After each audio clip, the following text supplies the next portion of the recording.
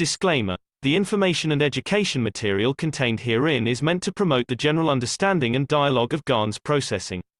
Such information is not meant or intended to serve as a substitute for a healthcare professional's clinical training, experience, or judgment. For patients and individuals, such information is not to be a substitute for professional medical, therapeutic, or healthcare advice or counseling. For medical issues or concerns, including decisions about medications and other treatments, readers, viewers, listeners should always consult their physician or, in serious cases, seek immediate assistance from emergency personnel. Prescription information, procedures, and use of medical devices information should be undertaken only by properly trained and certified medical personnel. We specifically disclaim any warranties, express or implied, including implied warranties of merchantability or fitness for a particular purpose. Such information is provided, as is, and is believed to be accurate at the time of its publishing, but it is the viewer's job to evaluate the accuracy of any information found in this presentation. Every case presented is of their own experience, applied by themselves for themselves, and it applies to their case only. Every person experiencing health problems should seek professional medical advice and consult their course of treatment with a doctor. The processes of plasma balancing described herein are a natural process which supports the body but does not replace medical advice or therapies one is already subject to.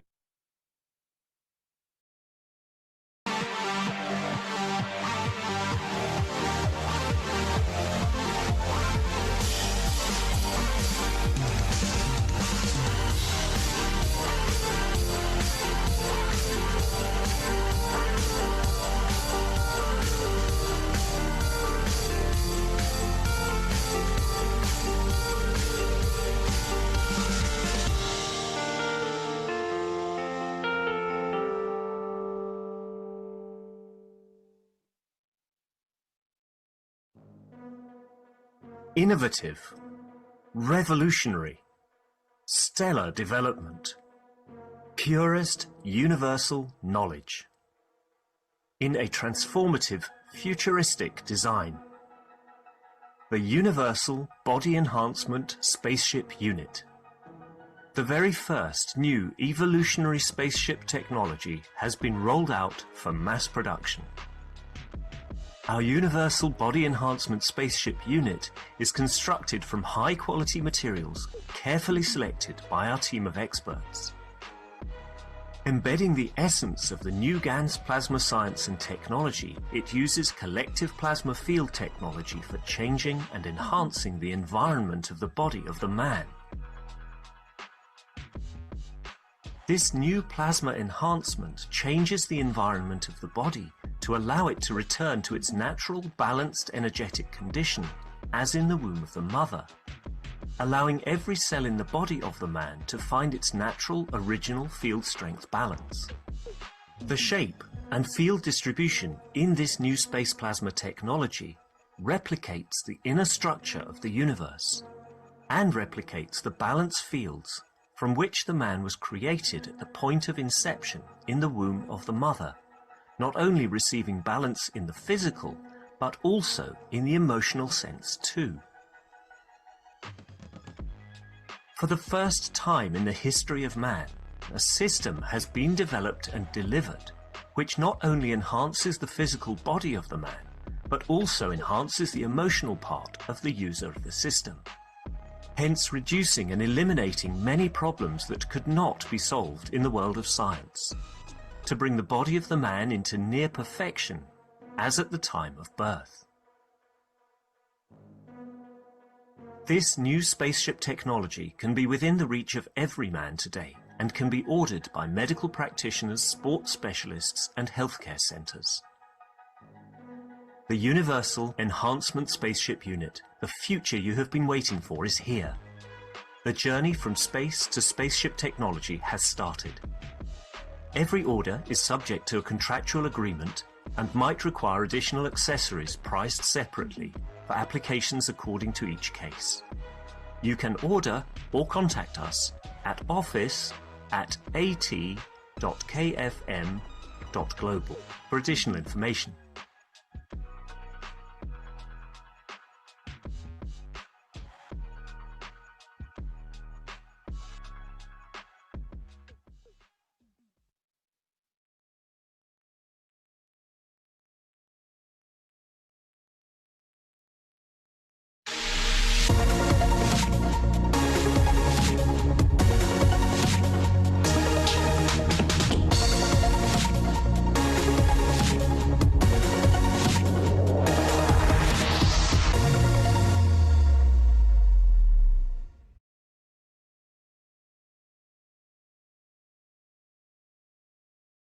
and welcome each and all to the Keshe American Knowledge Team for September 10th, 2023. I'm your host, Mark Anderson, along with Alex Skork and every other knowledge seeker that's here for the first time.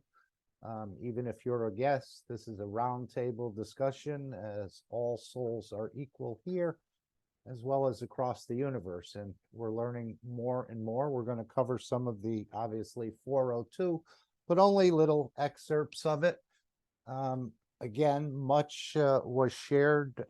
I think we'll also spend some time in the store, just going over again the London conference, the connecting with the soul of the creator, and of course the cosmic bundle, which he just showed the first pictures in the public domain of what is being built and what is going to be released in the coming days and weeks ahead. I know we had a little taste of it in Manchester in a way, but the units in Manchester, as he said, were designed for a different purpose. The cosmic bundles are coming out, but one a day doesn't seem like, even in the course of a year, you'd only have 300 and something of them, and maybe you only need a few. I'm not exactly sure about that, but they seem to be able, and eventually they'll be shrunk down to the point of being embedded within the physicality of the man. This is what Mr. Keshe mentioned in this last workshop. I know earlier he had talked about being embedded behind the ear, but it needs to be in touch with the blood or something, he said recently, and that way you can perform the transmutation at will at any time. He said maybe this is coming in the next 3 to 5 years. So even the universal system that we saw, Mr. Keshe says, is obsolete. But what we're finding out is that you are the actual system. This is what it's all leading to, that you are the creator. You are the actual system that he's used the matter state in, and we'll still use system assist until we get it. But he did go into quite a bit in many different aspects as far as feeding and putting seeds in, and he said that could happen also in the London conference, where they put a seed in you and you can feed yourself depending on how you control your soul for the rest of your life. So again, this is the pinnacle of technology here or in the universe. I think the ones in the UFO are scratching their hairless heads, wondering how all this is taking place so quickly. But this is the most thorough and complete and delivery of knowledge in the shortest amount of time, I think Mr. Keshe said, anywhere that's happened anywhere in the universe. So we're quite fortunate and humble at the same time to be on the receiving end. And as Mr. Keshe said, be proud that the knowledge has touched you in such a way. So we can go anywhere we like, but the first thing we'd like to do is to read the World Peace Treaty, which is in a way a prerequisite to the rest of gaining access to this knowledge. Without a peaceful individual, I think much of this won't happen, because you're going to need to be peaceful with yourself, peaceful with the other entities in this environment, and also peaceful with the citizens of the universal community if you're going to be welcomed with open arms.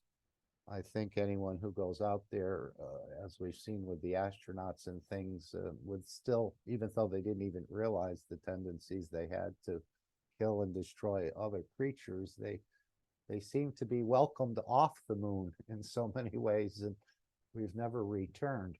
So this is the World Peace Treaty. You can find this at the Keshe Foundation website. You can download it. You can sign it for yourself. You can distribute it.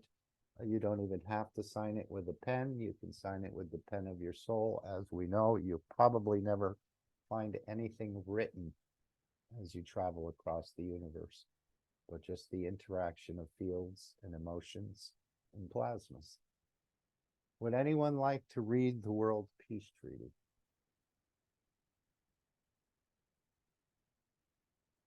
I'm sure you've all signed it, and we're becoming more and more peaceful beings. But again, it's all about yourself. and finding out about yourself, what's needed to be done. Only you know how you got to this position, and you're a unique creation. You'll have a unique creation in the universe as well. So we're all very unique, but we all need to find this peace. So the World Peace Treaty, we, as citizens of the earth from this moment on, accept to lay down all tools of aggression and war. We shall never think about getting involved or incite war or develop or use any tools of war on this planet or in space. Just a moment, okay, you got that. And to this we all agree and swear with our, and you can delete as appropriate, whether it's for your nation, your territory, your council, your religion, your city, your town, your body, and soul. Simply put your name, your signature, date, position held on behalf of, very simple and straightforward. Again, on behalf of the nation, the territory, the council, the religion, the city, the town, or an individual, or perhaps even your pets. As Mr. Keshe said, they all have the right to elevate and to understand this knowledge, whether you walk on 2 legs, 4 legs, or 10 legs. Have it witnessed. A simple name, signature, date, and position held. After signing this treaty, be proud to display this certificate wherever you consider being important to you, that everyone can see and know your ethos to fellow men and the mankind and other created beauties of the Creator. And as we know, the Creator shows himself in trillions of different faces across the universe. So that's why the killing and the eating, destroying other entities to take their energy to sustain our own is not a correct ethos in the universe. As we know, there's no war and there's no killing, as the beings there create everything they need from their wishes. And of course, we're learning how to do this as well. And the Universal Council has been practicing this with the wishes that they deliver and that we support, and we see changes are being manifest in the matter state just through the energies of the wishes. So you can print this, you can share it, and this is the exact World Peace Treaty that the world leaders will sign. The religious leaders will also eventually sign. And the rest of the citizens of this planet who want to go further out of this dimension of physicality. And even if you want to stay in the dimension of physicality, we need to practice it here as well.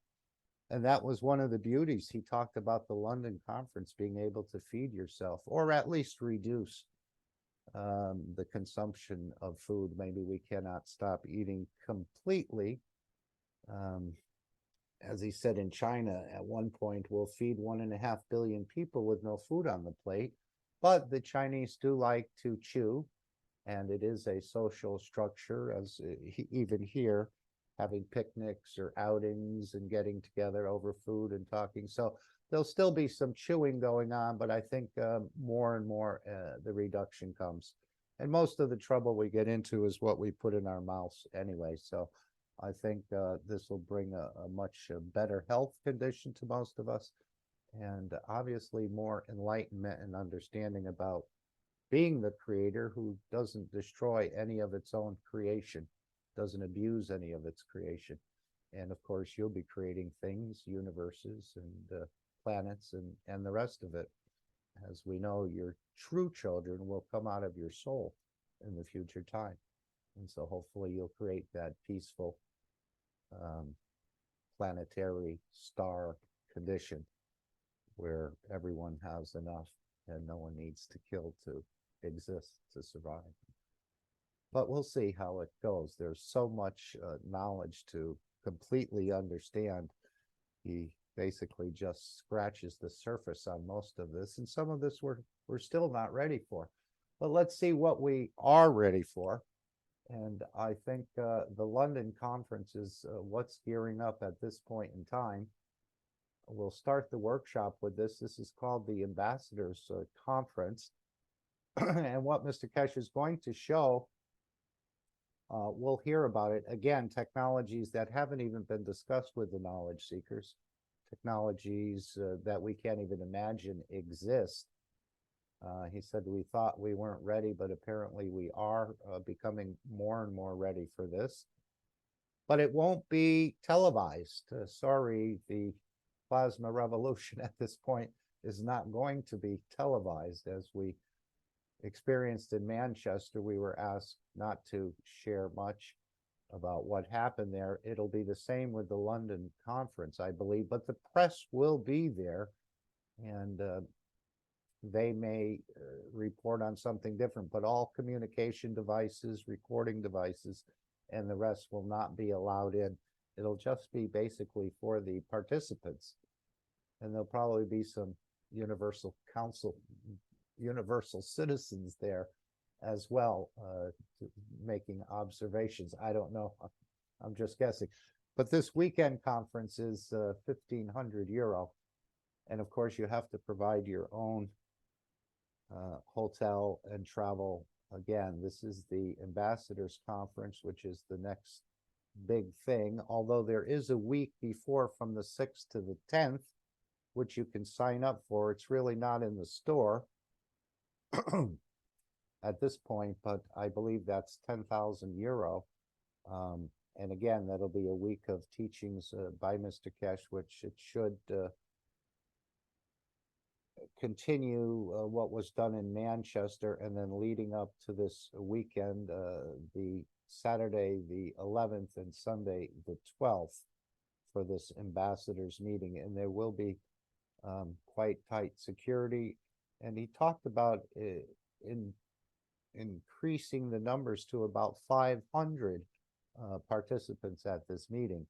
So if you can, again, this is something you'll say in the future, that you were there when the first technologies were shown.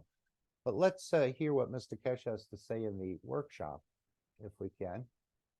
And we'll just start from the beginning and go through about 17 minutes of it, and then maybe another 12 minutes with the drawing afterward. That was another beautiful aspect of this workshop, is that your structure is already set up for this transmutation, even though we didn't know we had these features within us. The interchangeability of the soul of the man and the soul of physicality, and the absorbing of knowledge from the citizens or the souls of the place you land, and then you also sharing that knowledge through the soul with them. And it appears every place you go, this will happen, and it's a built-in feature of our structure. We had no idea. You have buttons on the car. You don't know what they do.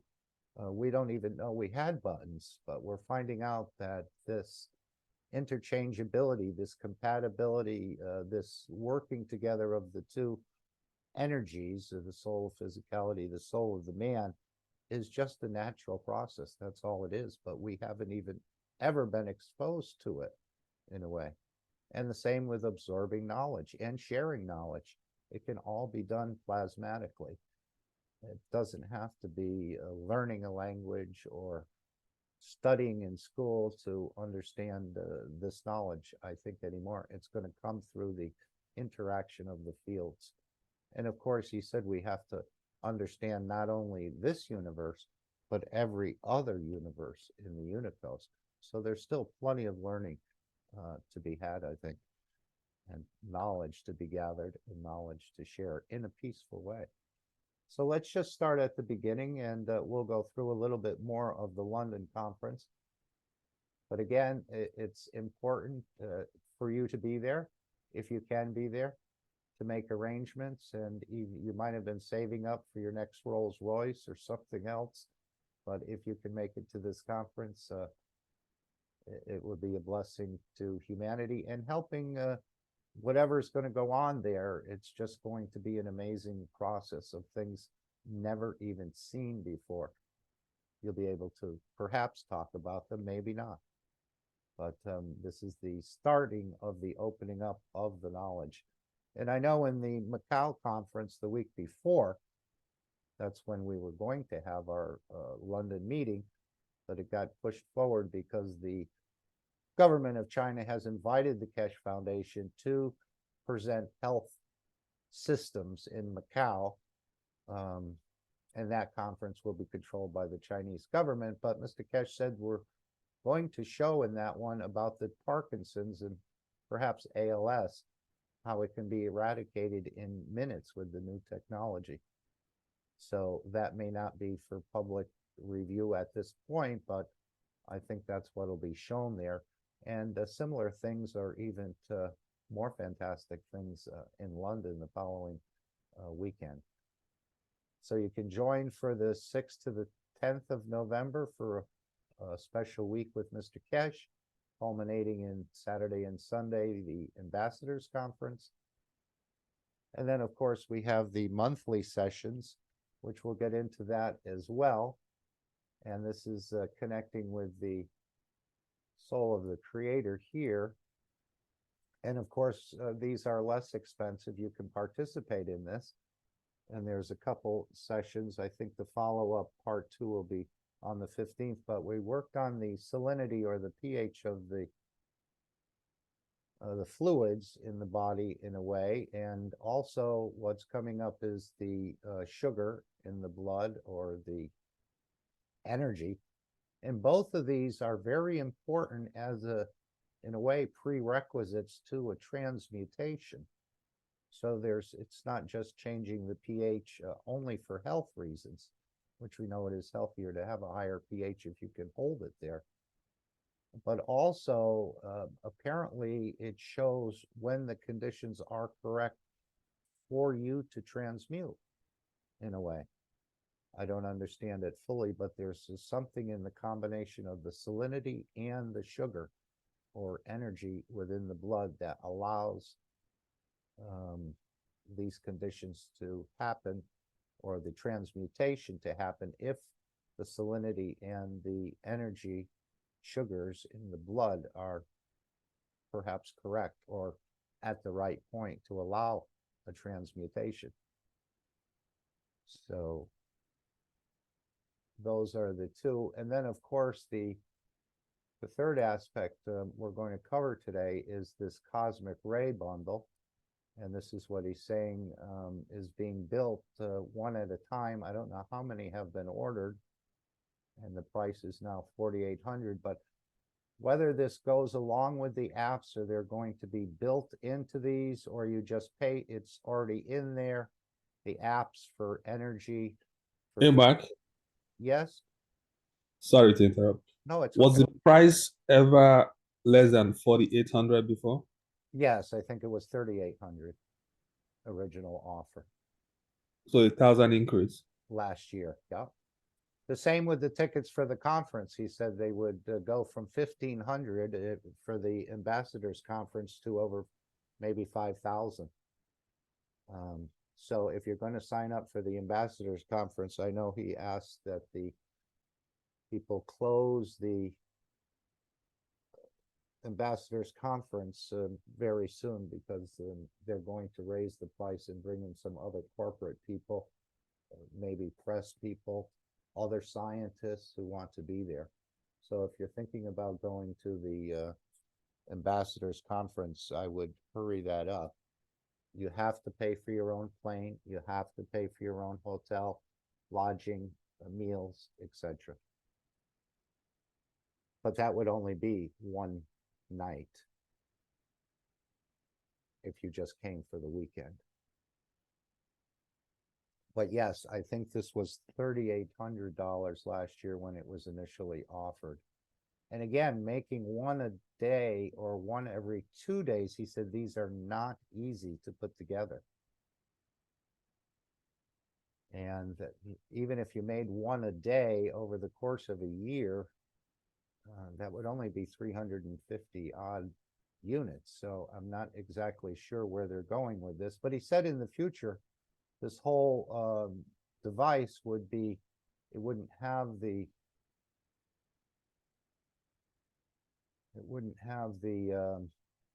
well, what he showed in the workshop, which was the headphones inside there's a white box, and then there were some plates with wires that are coming off it. But he said the whole system would eventually be shrunk into just a headphone.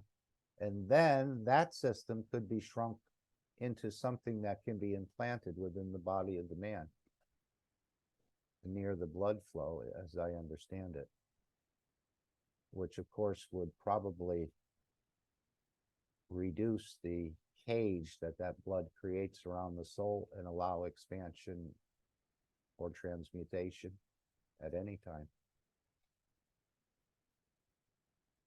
So if you're going to go to the ambassadors conference, sign up early and often. And again, the technologies. But let's hear in the workshop, Mr. Keshe describes it pretty thoroughly here about what's going to be presented, and obviously other things that are going to be a surprise as well. But beyond the imagination, beyond the belief of many of us that these things, or as he said, you know, he's had it right in front of us. He's talked about it, but we've never really seen it, but yet it's been right in front of us, and that's probably you, because this is what we're finding out, that you are the actual system. We always look for something to do it for us, and we are using system assist, but you are the actual, you're made in the image of the creator. I am you as you are I. So it's just us who've not trusted, who've not acknowledged who we actually are in this universe. And many people go through life just working with the physicality, have no idea, and the soul leaves, becomes a star or creates something else. And when you could have been the soul of the man and experience a lot more, as I understand it, experiences across the universe. But the default position is a star. So everyone has that ability to create, depending, again, if you had a suicide condition or something, you may have to wait and be part of someone else's universe until you learn more, until you learn to give, and then you can create your own structures. And that can be over millions and billions of years, but in the dimension of energy, there's really no time. So you don't have to, it may just go by like 5 minutes, even though it could take you millions of years to improve that structure that you couldn't give. You were just too much of a taker. And so you'll have to sort of be isolated and or be part of someone else's universe when you could have been the soul of the man. So let's hear a little bit more about the London conference. And he even talked about these headsets. You'd be able to wear them and even be present in the conference or something along that line without actually even being there. So maybe I misunderstood that though. But anyway, let's hear a little bit more about this conference. And it's helping to develop the space technology. There's more going on than what appears on the surface, or even some of the tests we were running. He was running tests in back of the tests. So he's quite famous for doing that, even in the dining with the creator, or connecting with the soul of the creator, which of course is you. That he sort of runs tests on top of tests, or tests that we think we're doing. Actually, something else is being looked for and being developed in the background that we're unaware of. So there's a lot still hidden, but it'll all get opened up eventually. So let's go to the workshop if we can. And feel free to stop it, or if you have any parts you wanted to play, that's fine too. Hello, everyone, and welcome to the 502nd Knowledge Seekers Workshop here on Thursday, September 7th, 2023. This is a broadcast of the Keshe Foundation Spaceship Institute Education Department and part of the public teachings in English. My name is Rick Kremen. I'll be host today once again, and once again we have the pleasure of the company of Mr. Mayran Keshe to deliver today's information and teachings of the plasma technology. And I believe he's ready, willing, and able to go. Is that right, Mr. Keshe? Hello. Good morning. Thank you very much. Good morning, good day to you, as usual, wherever and whenever you listen to this series of knowledge seekers of Keshe Foundation Spaceship Institute. As usual, we welcome you back to 502nd teaching on this. We have a couple of messages for you. First of all, today we are in Amsterdam, and we officially invite through the channels of through Holland. Now, I mentioned to Jacko about this, and he was in Switzerland, which is too far away. Gallup may stop in, so if Gallup comes into the meeting, apparently he's written a report. He attended this meeting Mr. Keshe is talking about in Holland, regrouping with old friends and bringing back a lot of memories. And there probably was some other things. I know they were there for a few days, so there may be something with Phillips or other things going on that's, again, private. But if Gallup comes in, we'll give him the floor to share with us, unless there's someone else here that was in the Amsterdam meeting. I know Fried, I was going to ask Fried, but he was also in Sweden, I believe, at the time. But perhaps Gallup will come in and share a little bit, or what he can share about this meeting. We'll give a private meeting for the knowledge seekers of the what we call the home of the Keshe Foundation in Holland. Get in touch with your people. We wanted to keep it very quiet, but now we are here for another day or two, and through the right channels, you will be able to meet us. At least we can meet together. Not many of us, I think we'll be able to get together. Sometimes maybe Friday or later Saturday, we'll meet in one of the beautiful places in Amsterdam, and we, in a way, come back home. And we wanted to keep it very quiet, just for the Dutch. But if the Dutch knowledge seekers are what I call prepared to make the journey to Amsterdam, we're here. We now sit through the channels of the Keshe Foundation in Holland to be able to attend this meeting. It'll be a pleasure to meet you again after 12, 14 years of gap. We used to give lectures in Holland on a regular basis, weekly and monthly. For a long time, that's where the main support of the Keshe Foundation built up between Holland and Belgium, and became a worldwide disease. We'll let you know where the venue will be, and if by sometime next 24 hours we know the numbers, we know the size of the room we need to take up. It'll be nice to meet you all back again, and we'll see where we go. In regard to the meeting of the 11th of November, we have upgraded the 11th of November to a magnificent presentation. We'll present the technology of space beyond the imagination of man. Systems will be brought in, technologies will be shown that the present space technologies cannot even dream is existing and is operation. We will limit the number of the people, of the knowledge seekers that can come in on the weekend of the 11th and the 12th, and we will be stepping up the presentation not only to the masters, but to the space agencies, to scientific organizations, and to the press. We will show technologies which man could not imagine is at the present in the hand of the man. And then we build on it, and we go forward. What I call what we put at around about 300 people, we'll increase it to about 500, and those knowledge seekers who are booked by the next few days, we keep that position. And the rest, what we call the seats, will be allocated to what we call major corporations who will come to see, and as ambassadors are invited. Expect to see things which have not even been discussed in the teaching. We have kept a lot of knowledge in the background because we thought man is not ready. Now, having the Chinese government with us as collaborators in development of technology, we release this knowledge to be seen in the West.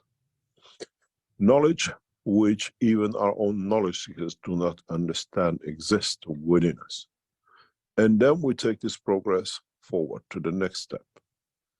Those of you who are attending the week before the 11th of November, complete registration as soon as you can, because we are targeting the weekend plus the people who were with us last week in Manchester to bring to the next step of what we call the development of the technology. I don't think that's listed anywhere in the store about the meeting from the 6th of November to the 10th of November, but you can just say it's for the London meeting from the November 6th to 10th if you're going to join. I don't think there's a place, and you just go through the store channels for that meeting, but I don't think there's a place in the store for that actual meeting, as there wasn't for Manchester either. It was just done verbally. The London teaching for the week, it'll be an amazing teaching. I think some of those who attended the Manchester meeting understand what it means. The change it brings, and it brings to us, is not that we're going to change the world. We're going to increase the understanding of ourselves for our own work. In this process, we go one step further. We'll bring you to understand the limitation of transmutation and transportation, the limitation of what is possible to be done. In the coming weeks and months, massive new technologies will be released. Now that we have a step to the space development and space technology, and we have finished more or less teaching you the alphabet of the energy transformation, now we come to the space transmutation, coming to cosmic rays, coming to understand how to transport, transmute, and live in both dimensions. Understanding of the totality of the knowledge on both sides of the fence, as I call it. But depends what you want, what you have decided, which side of the fence you want to sit to watch. One side of the fence is the soul of the man, energy pack. One side of man is the soul of physicality, another energy pack. How do we interact this? How do we become to decide which one runs and which one shows and which one does what it does? In the long term, Keshe Foundation teachings will come to flourish in a different way. At the same time, through the development of the technology, Keshe Foundation in coming days will open a new channel, a new way, a new presentation of technology, of what we call to interact with the wellness of the man. Conditions which up to now were not and could not be understood can be brought under what we call new dimension of the work.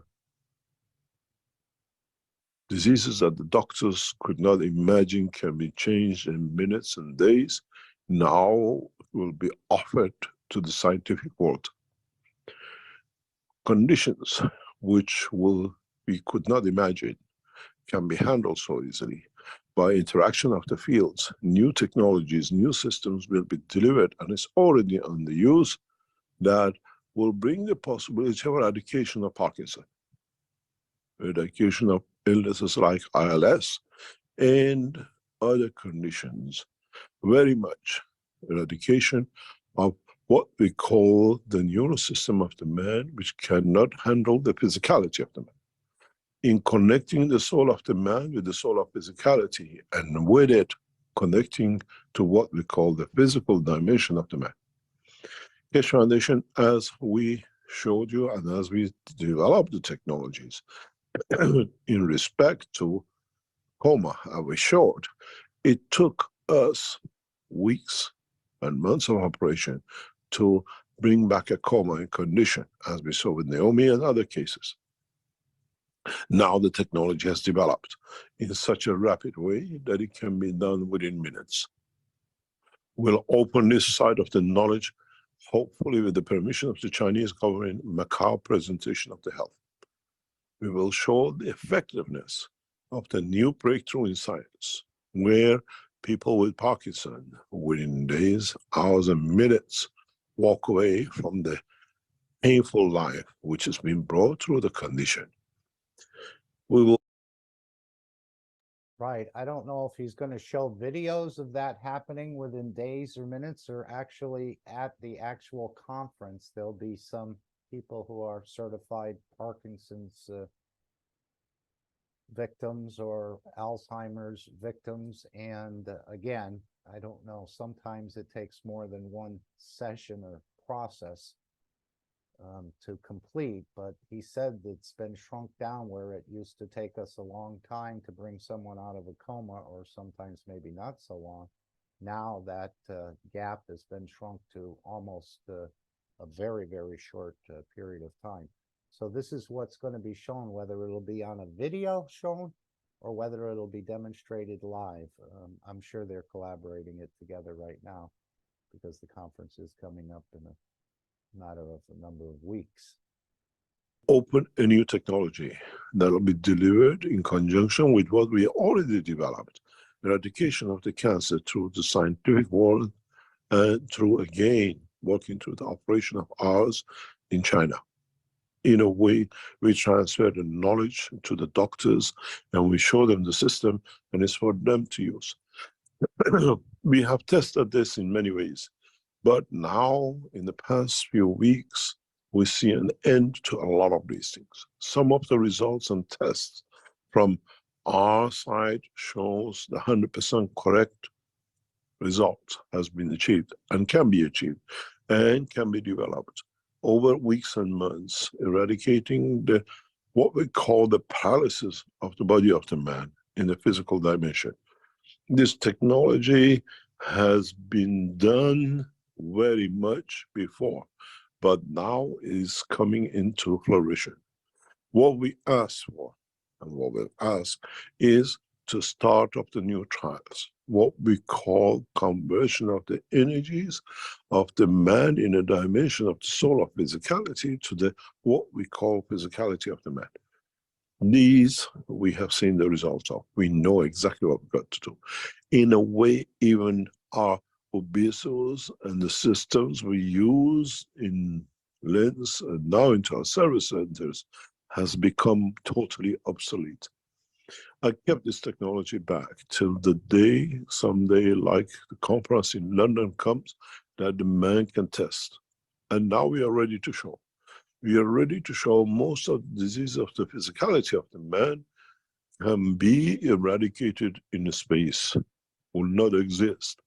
In a way, is a gift. In a way, it's understanding how to transmute between and how to become physical dimension in another position and time. And then we'll see the next step. I always dreamt about the day where I'll be able to release this technology in its true sense. And London meeting is the venue. Will open new doors. You will not understand when he said the dead will rise and the man paralyzed in a wheelchair will walk in an instant. We'll bring this technology forward in a rapid way to bring that change. And this will start, has already started, in a very, what we call quiet way. Our doctors and our systems have been tested to show the correctness of it, that they understand. People who are using the system have felt the change in their body when they use it through our system internally. But now we take this even a step further, much, much further, because there's two choices. I can teach another 10 years to bring you to it, or now that you understand most of the knowledge, I can show it and I can deliver it, and then you have to understand it. What we say in English, the proof of the pudding is in eating it. We bring the pudding, see if you can eat it and understand it.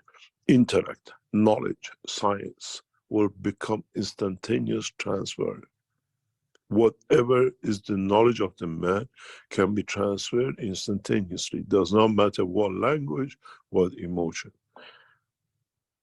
Going through the teaching of last week, sitting with the knowledge seekers, some of them old knowledge seekers, some of them loyal to the Keshe Foundation for years, I realized they've been waiting and waiting that that promise will complete. Now is time to complete. Delivery of the technologies beyond imagination of the man. Delivery of technologies which bring eradication of the illnesses from the physicality of the man will be shown. I tested this in China in the past few weeks, and it was amazing to see it. And I thought, knowledge seekers do not even understand what stands in front of them. They're too busy with physicality. They're too busy with understanding of nothing, and still waiting, as they did not understand the full comprehension, the full understanding of the technology.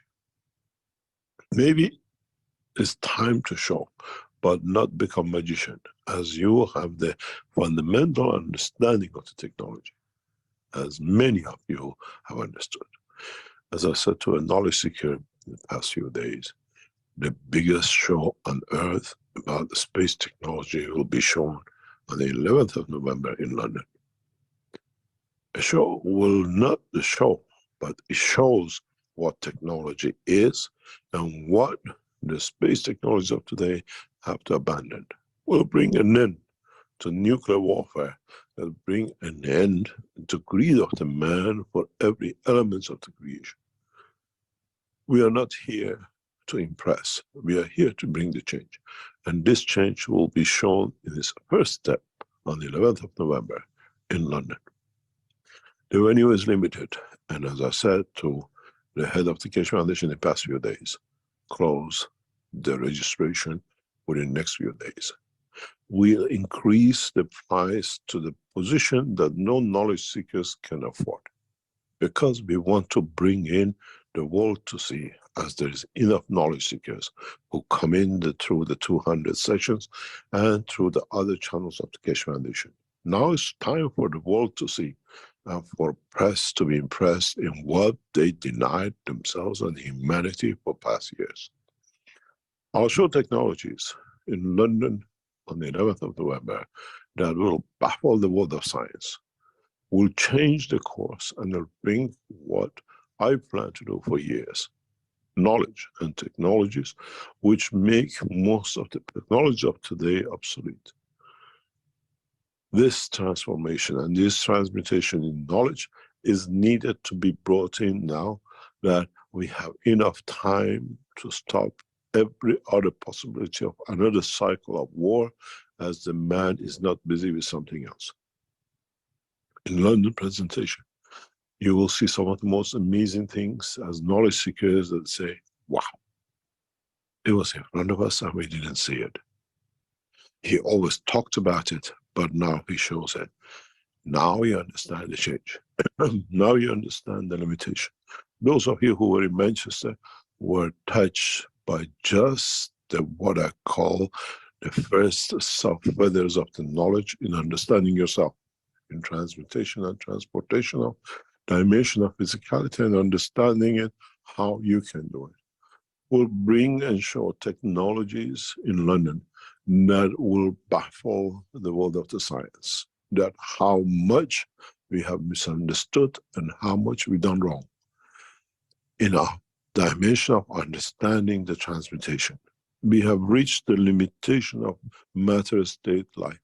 Now we open a new horizon in energy life, dimension of the soul, dimension of understanding, interaction of the dimension of the fields, and not just a few amps and volts and watts, and just a few bits and bobs. You had enough time to play with magraphs. You had enough time to play with the star formation. I gave you enough knowledge to play with every possibility of every knowledge. And you, as usual, as naughty children, just played and played. Now it's time to show.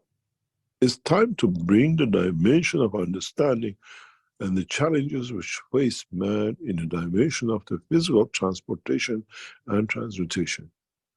Teaching of today is very simple. Teaching of today is again realizing you knowledge seekers sitting there for a week in front of me, how much you have played and how much more you need to play to be happy that you can do something, to be happy that you can understand how situations and conditions can be created.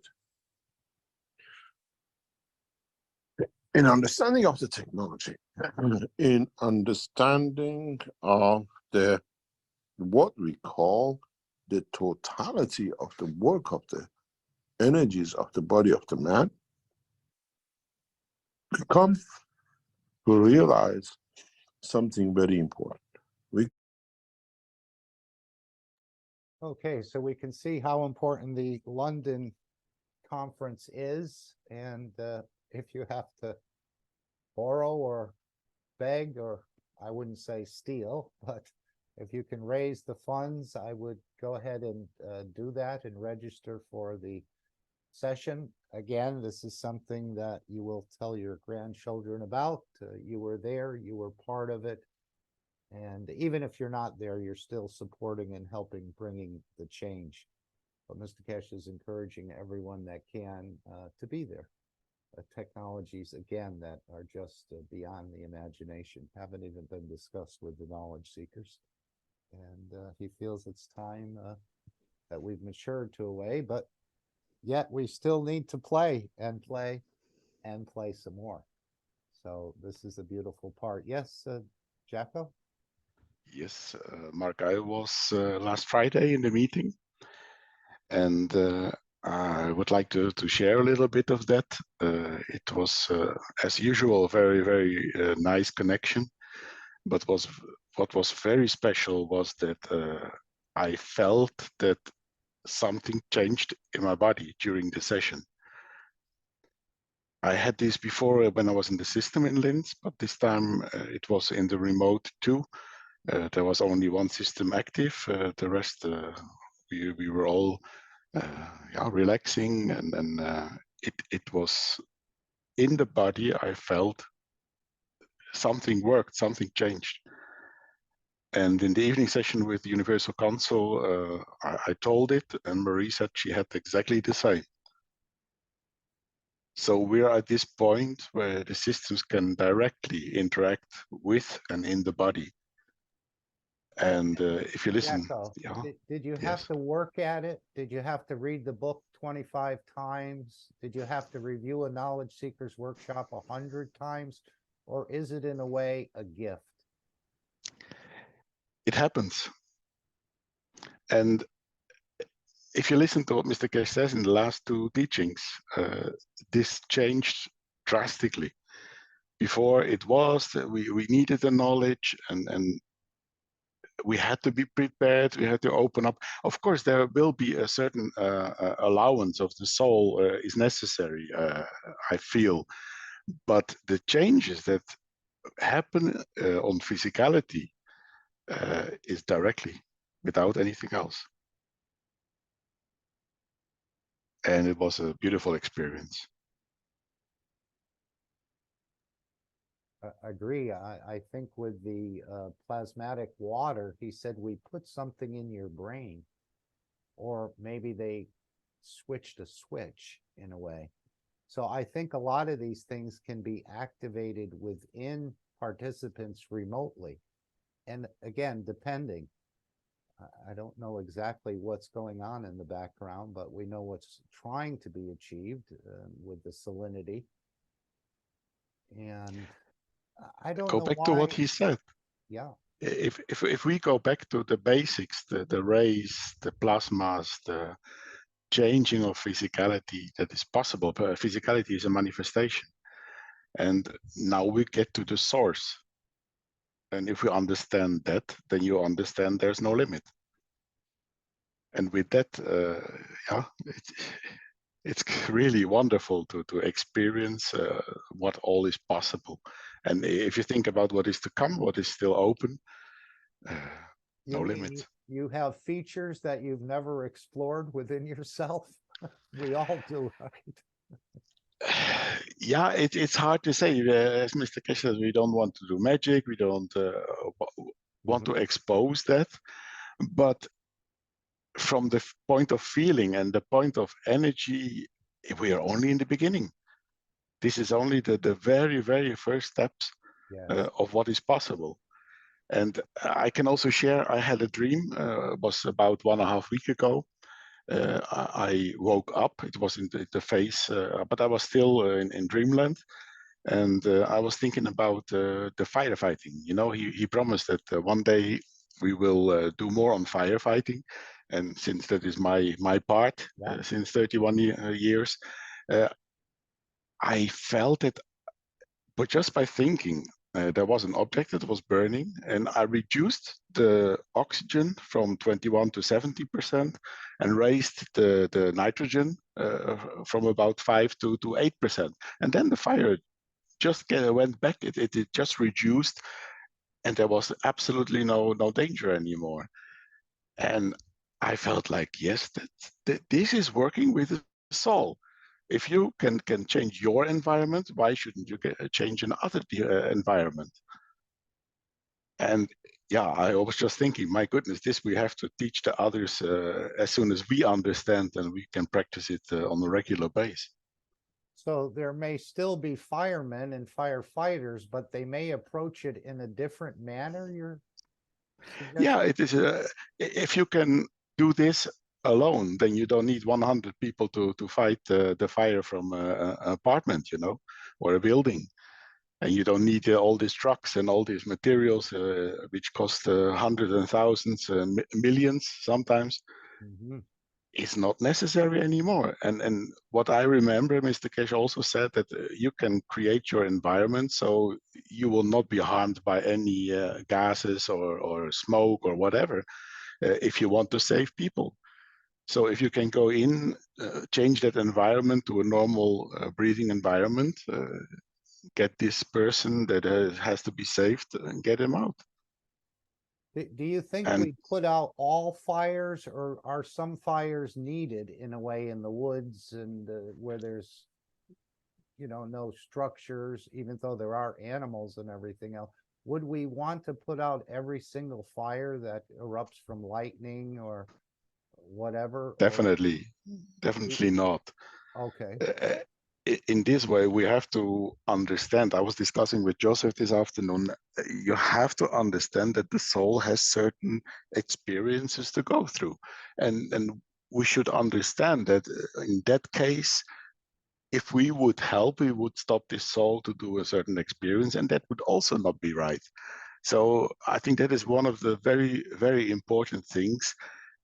We can change environments, we can change situations, but we also should allow all souls to do the experience that is necessary to finally get their goal. Right. I know volcanoes cause a lot of fires around the area and everything. Maybe we would put some of those out to protect villages or something else, but we certainly wouldn't want to stop the volcano, because this is the planet itself having to release certain energies, just the way you have to release energies at some point in time. And not Then I have a question for you. Yes. If we learn to manifest on a different place, you know how easy that is to evacuate a city if necessary. And if we can manifest our home with our soul at any place on planet, and Mr. Keshe promised that he will teach us that, then these situations become completely different.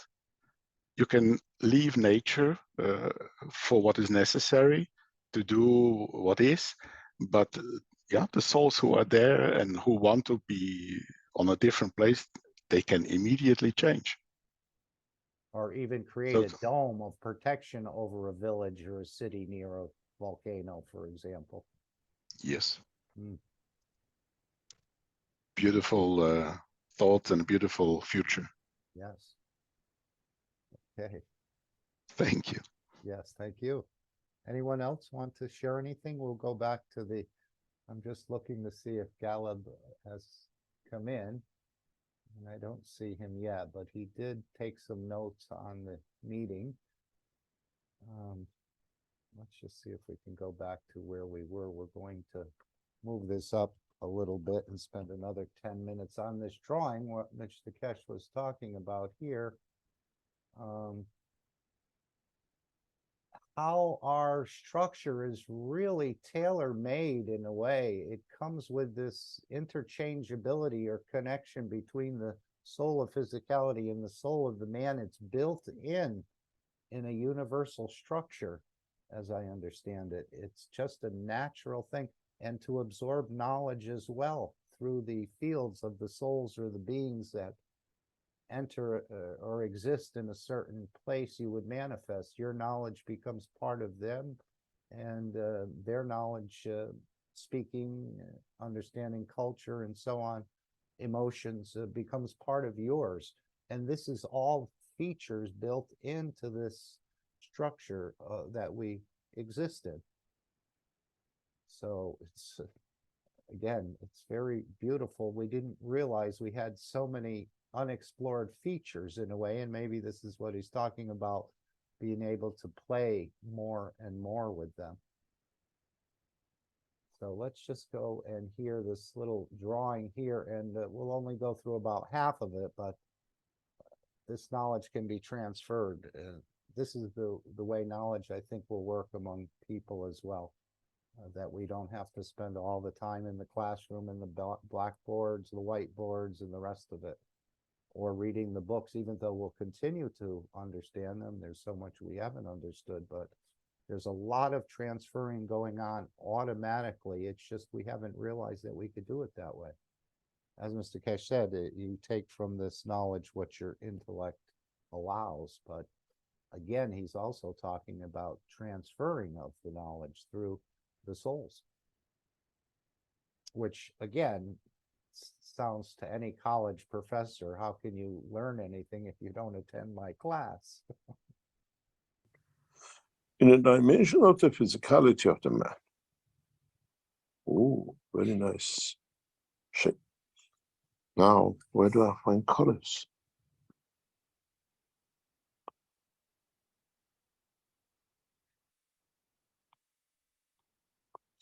Okay.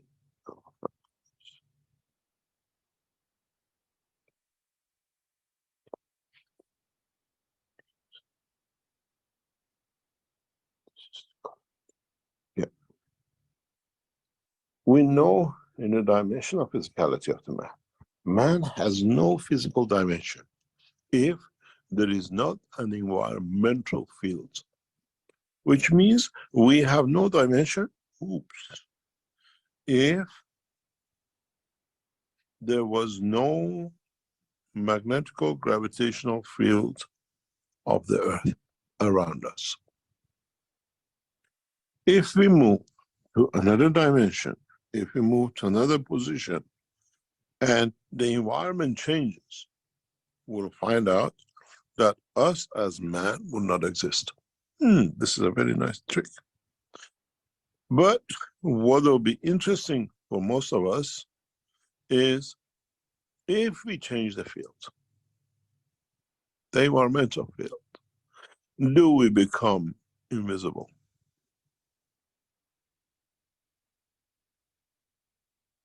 In the field dimension of the man, on earth, we have a physicality.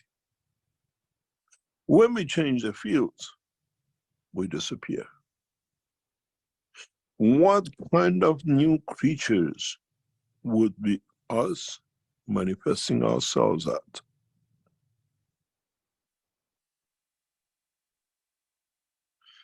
Is the possibility of a line of life changes? Or do we still have that possibility, that what I call having the soul inside it? Having the soul that can bring the dimension of physicality through the soul of physicality in a new condition of life.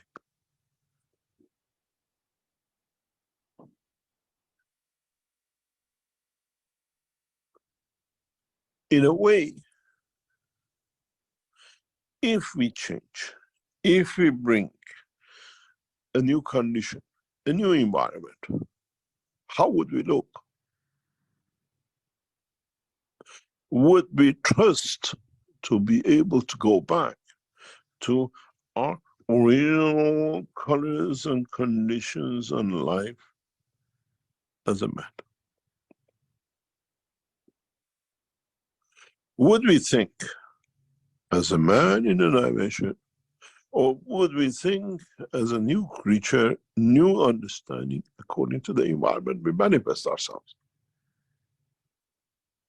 The truth about all this is that have we understood that we have a nuclear bomb with massive radiation capabilities, that is a cosmic rays, sits within the center of the body of the man.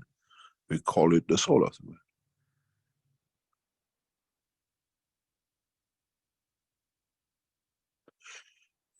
It is more energetic, it's more powerful in strength than the whole of the physicality put together.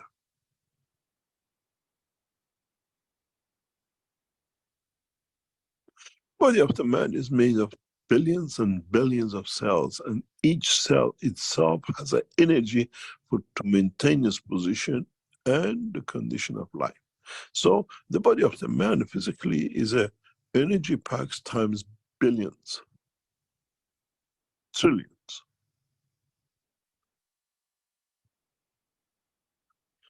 And that energy in the dynamic motion transfer of the fields to what we call its blood creates a cage to hold this in.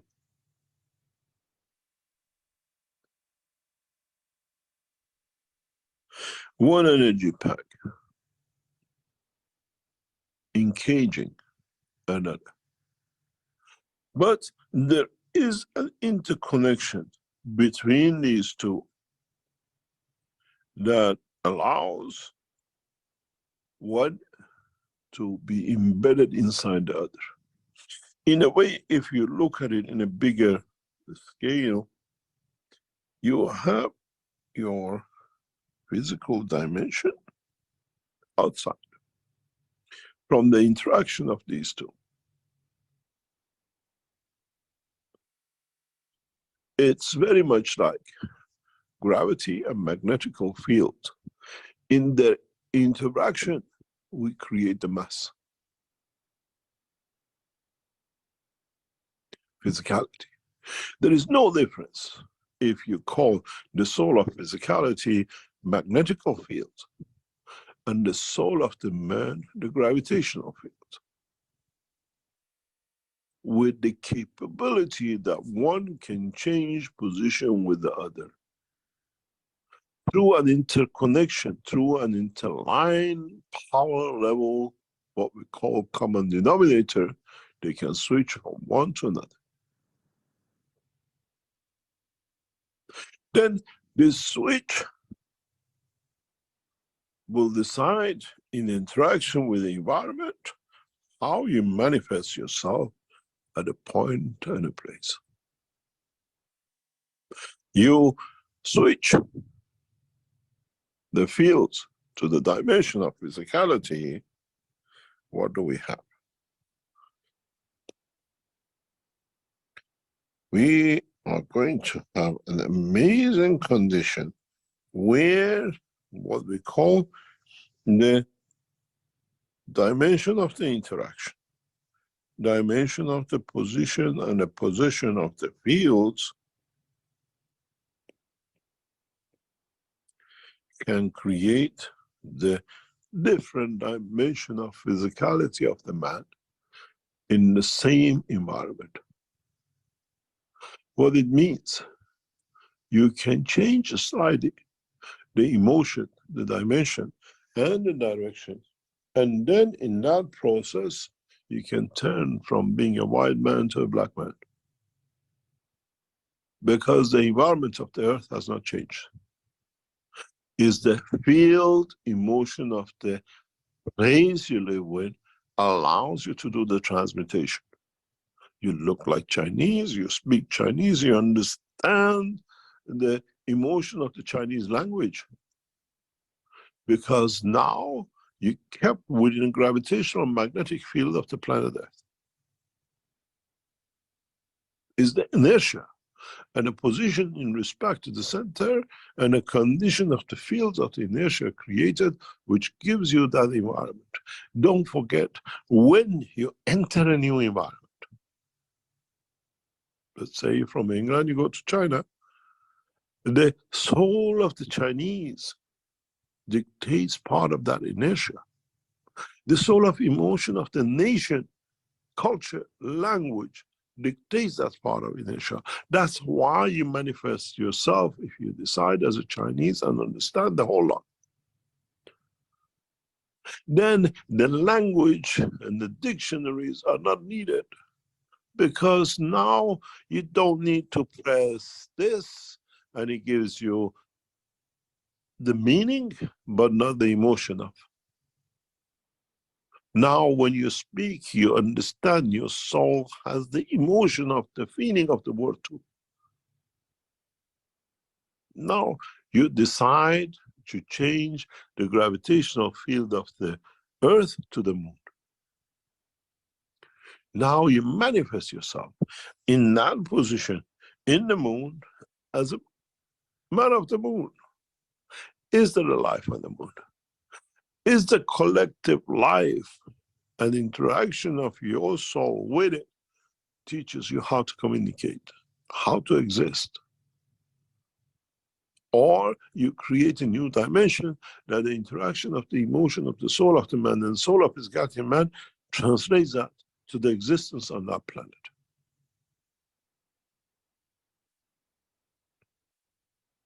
You learn the language, you learn the feature, not out of transmutation, but by the collection of the interaction of the fields of the environment, of the soul of the people, entities who live in that environment. They transfer the energy, they transfer the knowledge to you as much as you transfer to them. It's not only the transmutation by the physical dimension, is interaction of the soul of the man in transmutation that interacts with the soul of the citizens of that environment that allows you to be part of, to be understood, and to live like them. Now you understand how some of the citizens of the universe live amongst us, talk like us, show emotion like us. They fall in love like man, but they have no intention to show their existence, where they come from. Now we graduate into that knowledge. Now with understanding this, with the training we have started in Manchester and follow up in London, in Beijing, and courses and sessions will be put by the Keshe Foundation, the world governments will bring that new dimension in. It would not be exclusivity of the rich. It would not be exclusivity of scientists. It will not be exclusive of the man. Even a dog can be educated into this knowledge as we teach the soul, not the physicality. Does not matter if you walk on 2 or 4 or 10. Now you understand how the environmental condition in collective understanding of interaction of the fields makes man knowledgeable of the dimension and a position in the universe as he manifests himself in that position on time and space.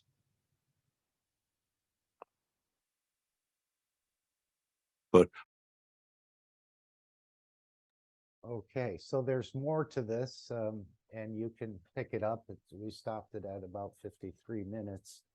but amazing what you're already comprised of, that it's just a natural process for the soul of physicality to switch positions, another natural process for the souls to share knowledge with you as you manifest in that environment, and you sharing knowledge with the citizens or the entities, the people that live in that environment as well.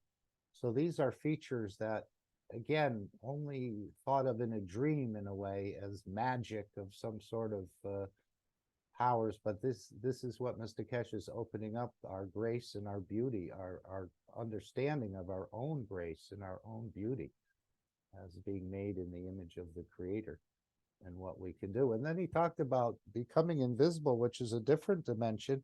And apparently you can learn a lot existing without any physicality right here on the planet, it sounds like, and experience that as well, and perhaps come back to the physicality when you are ready to.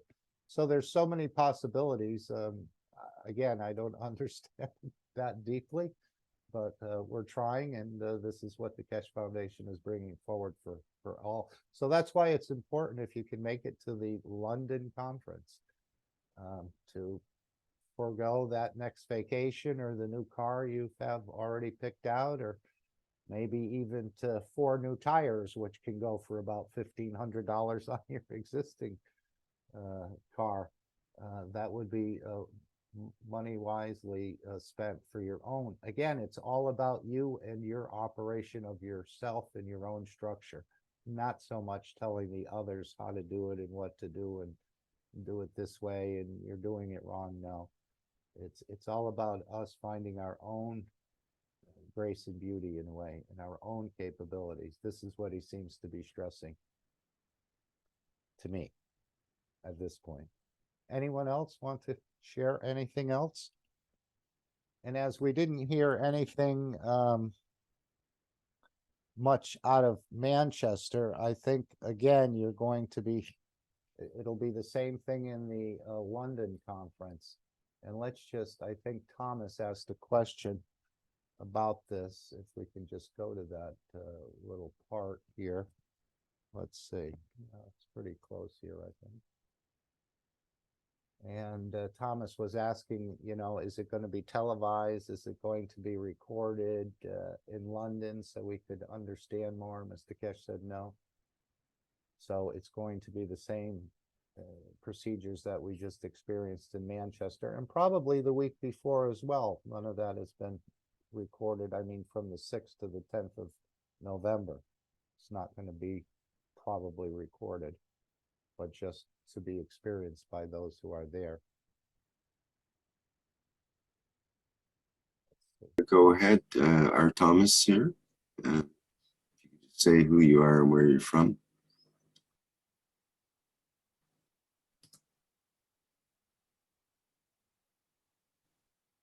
Good morning, Mr. Keshe. I'm Thomas from Switzerland. Good morning. I have a little question regarding the 11th of November. Maybe I'm a little early, but will there be a connection over Zoom? No, nothing. Nothing. Okay. We will not allow, we've done this before, we'll explain this again. We will not allow any cameras, any telephones, any recording of the sessions. Yeah, I understand. When you attend a meeting, please make sure we'll give you, we've done that in what you call Belgium before. We'll make sure that there is no electronic operation in the room. You'll not be allowed to take any pictures, any recording. You'll be physically body checked with everything possible. We'll cover every aspect. But the reason is not that we're trying to put things aside. It's just that the fields and the condition created in the room can affect everything else. I understand. Thank you very much. And I'm sure you will inform us or give us some hints or show something after. No, It'll be done by the press. Or Will not show anything. Keshe, the way we've done the same in Manchester. Nothing will be shown. We are not here to go in that extent. There is the reason we're doing it, and the London condition is that there are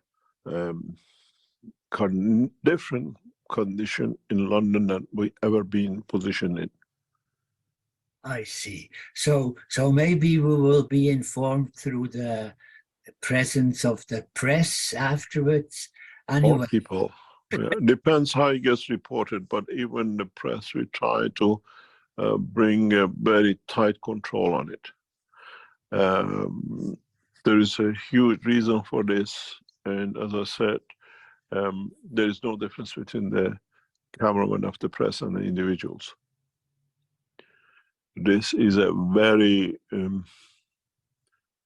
we don't want to go into the detail, but we create a condition that we don't see fit for electronics.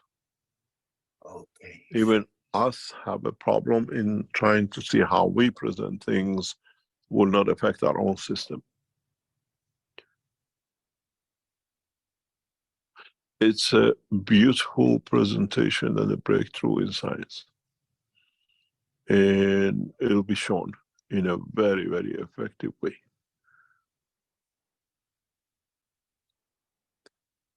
We'll follow the same procedure we've done before. If you attended the conference in city of Ghent on the 3rd of December 2011, they gave you a plastic bag and everything goes in it, and your plastic bag gets numbered and kept out of the room. And if you attended the Bulgarian conference, we thoroughly body search everything you carry. And we are even planning to bring in a special system that, like airports, shows what your clothing is made of or whatever it is. We are very, very thorough with this. Don't forget, we are inviting ambassadors. We cannot take any risks. Do not bring with you, or you bring your mobile phone or whatever, will be taken off you in a sealed bag, registered. At the end of the session, you take it back as normal with everything else. Very, very tight. We bring this to very, very tight security. We cannot allow, we have to create a condition of safety for what we call number of ambassadors who should attend.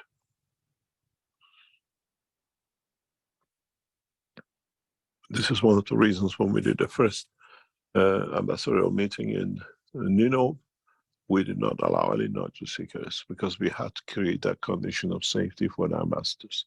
Now there is many people, and we have to control it in a very massive, we have to give undertakings that the dignitaries are safe. I see. Thank you very much for your explanation. You're quite welcome. The fee for Saturday evening will rise to €5,000 in the next few days. All knowledge seekers who registered before still stands for that weekend for 1,500. But the fee for that weekend will rise to €5,000 because it goes to the governmental and to what we call institutes, and they come as part of the understanding of the research. We are not looking for numbers, we are looking for quality and what we call people of the knowledge will be there, and that's what we are looking for. So the 1,500 for that weekend within the next few days will rise to 5,000, which brings in what we call the organizations we are looking for. They come in to see the change. We don't just bring people in to be there. Those of you who registered for what we call the weekend, the week before, you have automatic entrance into the weekend session and the meeting with our masters. We start the work from next week. The whole, what we call a cycle. We already have found the venue where we want to hold it. It's in central London. Capacity is about 500 people, and people will create all the security structure we need for the meeting, to give confidence to the embassies for the ambassadors.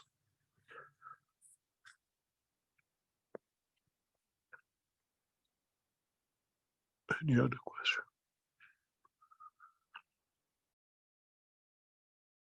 Okay, so if you think you're going to hear about exactly what happened in there, I don't know if he'll allow people to share afterwards or will just experience it being there.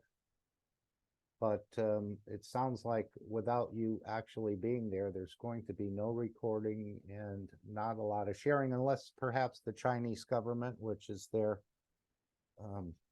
purview to share what they'd like when they'd like, but nothing will be recorded of this. So if you're expecting to have a full report out of London, I'm sure there'll be some things shared. Maybe we'll be able to express what we've seen or experienced there. But it's important for you to be there. And as he said, he's raising up the cost of it. So if it is your desire to be there, I would say sign up as soon as you can for that. This is the biggest show on the planet, or perhaps even in the universe, where even the ones in the UFOs are baffled with some of this technology, even though they've been developing and understanding many things for billions of years. They're still trying to get back to the mother or get back to their soul and understand the transmutation, which they haven't been able to, which we will teach them as we understand more, and they will teach us advanced UFO building craft and so on. So it will be a working collaboration eventually, or between the governments, the universal community coming in, knowledge seekers, technicians, and the rest to develop some of these systems and to share what we understand and what they understand. That everyone in the universe will be as equal and be able to do this transiting between the dimension of physicality and the dimension of energy. And we're already existing with it, playing with it in a way, but we've always been told it's just a dream. It's a different part of your life. We don't quite understand what it is or why you dream the way you dream, but now we know so much more that this is actually part of our structure and actually the reality, where the matter state is the illusion. And I'm still trying to work through all of that.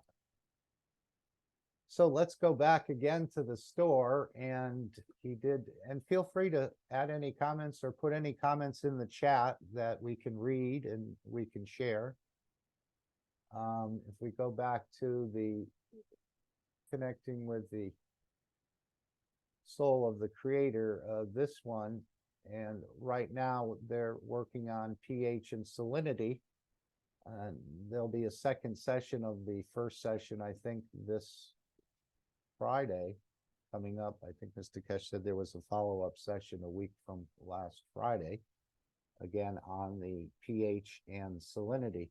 But let's hear a couple of small clips about this understanding and why Mr. Keshe is interested in elevating the pH and also the sugar in the blood, or what they call the energy. And this is some sort of, it's creating a precondition for transmutation, as I understand it.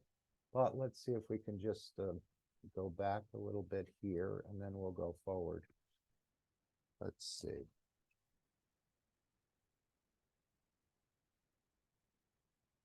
Yeah, maybe we can start here.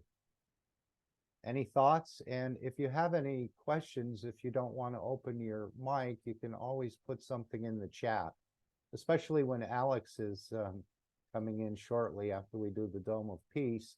Just if you're shy and don't want to voice anything, just put a comment or a question in the chat, and it would make it very nice for Alex to have a number of questions to answer, or even about what we're discussing here.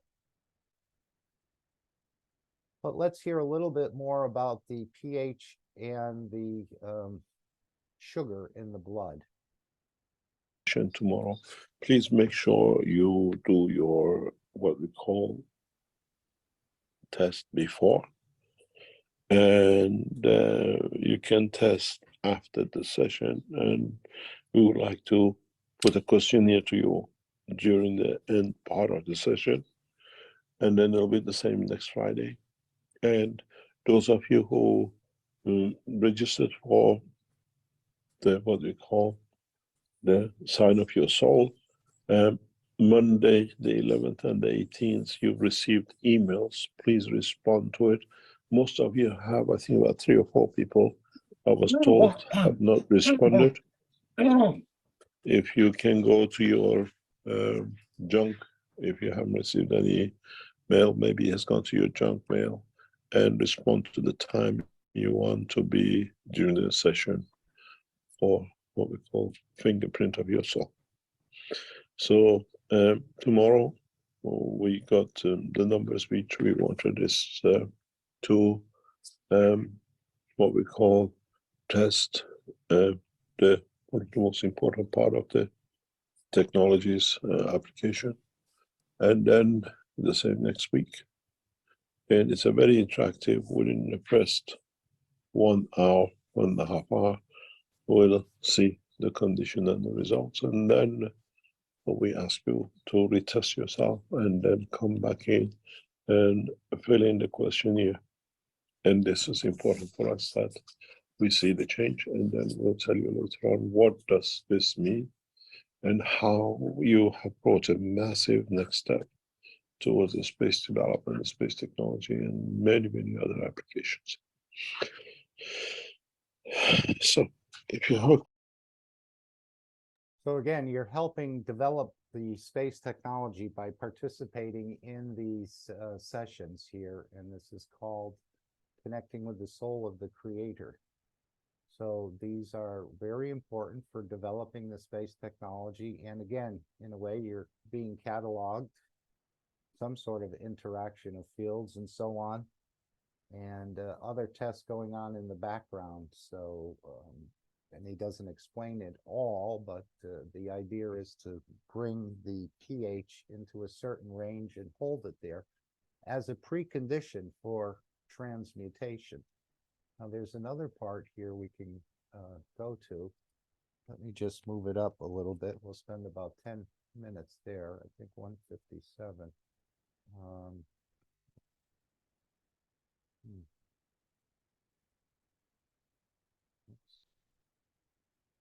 There. Why don't we start here, and 10 more minutes, a little bit more about this understanding of the salinity for the physicality, or how to hold on to the physicality, and the sugar, something about the dimension of transmutation. So both of them play a role, and when both conditions are just right, the transmutation apparently is easier to facilitate.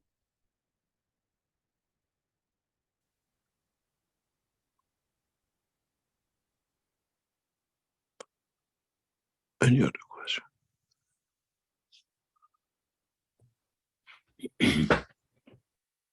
Okay, in our Q&A here, Irmgard's having difficulty understanding the blood test. You don't have a blood test, you can do a urine test. You go to any doctor, to any chemist, and say, I want to test my pH. And they give you a film and you test it. It's as easy as ABC. Right, and at any health food store or on Amazon, you can find many little test kits with strips in there where you would just allow the liquid to flow onto the strip, shake it off, and read it against a chart, and that would give you your pH, saliva or urine. So these are readily available for just $8 or $6, depending on how many test strips you get in the pack, and they're pretty accurate. So this is why he's saying it's as easy as ABC. But the blood test is special. You'd either have to have a blood sample. Okay, I saw your mic came open, sorry. Well, Rick just talked about the blood test. Yeah, The different sugar, test. that's the one I'm asking about. Okay, yeah, I Because went on, there are two. There are two. One of them is like gives you a 3-month average, and then there's one Yep. there's a current. Yep. So which one? I think the simple one, what it's happening now. And again, there may be $19. I think you get 50 of the, I don't know actually how they work, but they do have a little poker or something in there. I have one. Oh, you do? Okay. Yeah. So is it that hard to manipulate it or to get a reading? No, it's just that there are two types of tests. Okay. Mhm. Yeah, I think he's just interested in seeing what the blood sugar is before and after the session. Yeah. But let's hear a little bit more. That's a very special complex test. Okay, sorry. That one, if you want to do it. You do this with a film, you go to a chemist and they just give you a film. And usually you pass water on it and it shows. It's that kind of thing. Or some facilities show with electronically with their saliva. Right. Okay, so Gerhard has a question. Says tomorrow we need to measure the pH. This is clear. What do we need to measure next Friday? Insulin. So the blood sugar, or Yeah. It's very important. Okay. This will gives us a dimension of transmutation of the soul. Then those of you participate in the sessions tomorrow and next week, then I'll explain to you. This goes especially many of the knowledge seekers who came to Manchester will understand how effective this will be to know how to transmute from one to another. Salinity gives you condition of the manifestation, holding on to physicality. The what you call sugar or whatever will give us a dimension of transmutation. It's energy given. Sugar, like you, this is the way you understand it in the world of matter state. But we use this knowledge for another dimension to start teaching the knowledge seekers to understand when their body is ready for transmutation. You know, we have, they say, women with the temperature and blah, blah, know when they have an egg ready to be released. That's the cycle of life. Now, knowledge seekers, in setting up conditions and tests like this, you become part of the structure to understand for yourself how you can bring a position from the dimension of physicality to dimension of transmutation. That's a reason for the test in next 2 sessions. If you put it that way, like, oh, we want to know, Mr. Keshe said, no, you have to understand, you have to realize. We'll bring this back into the next positions through the same process. We show you how to feed yourself. Those of you who participate in the test from now on, we put up, you are in a way collaborating for us to bring knowledge forward, but in a way it's for yourself to find out the way of feeding yourself without touching the nature, how to absorb fields. Just what I said a few minutes ago. What happened in your stomach? How the fallacies of the knowledge has thrown us away from how we actually digest food and what the digestion system is. If you can create that condition which the salinity creates a condition of the gas in your body, inside your body, without eating, you absorb energy from Unicos. This is what it does in your intestine. Your intestine is not a place for energy to cross your wall of the intestine to feed the lymph.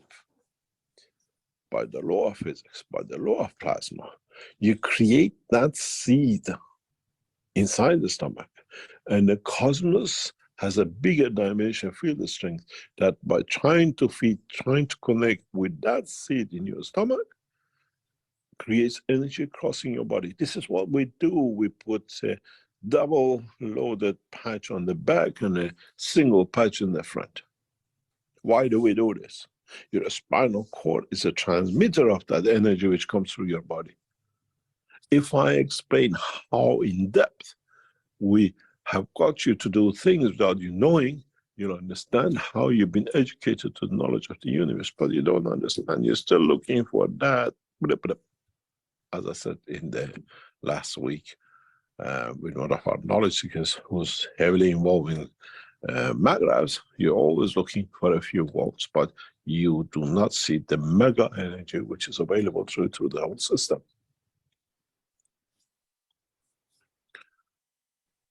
If you understood why we encouraged, and some of the knowledge seekers went through production of the Gans water and they drank the Gans water and say they don't need anything.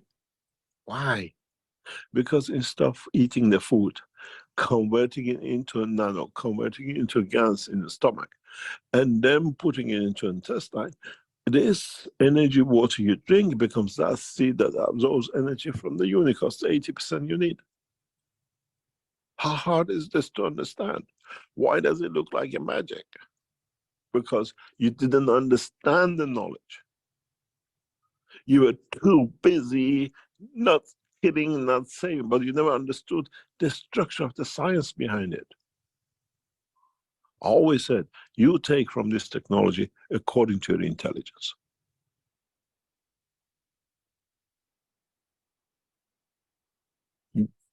Drinking the water, the Gans water, is not that it gives you energy. No, no way.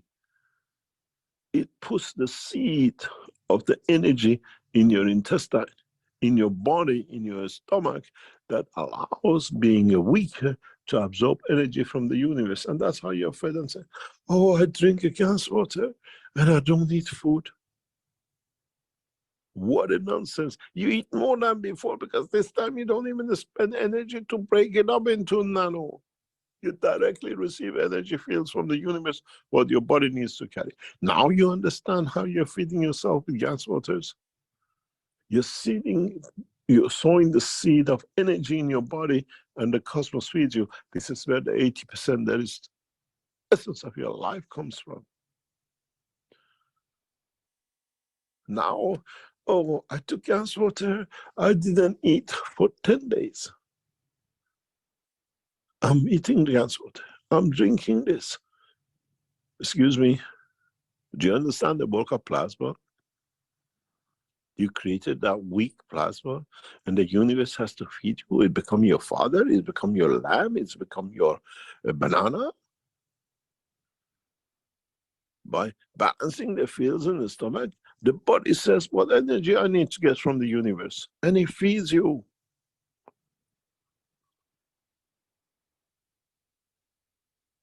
This is what, as knowledge seekers, you have not understood.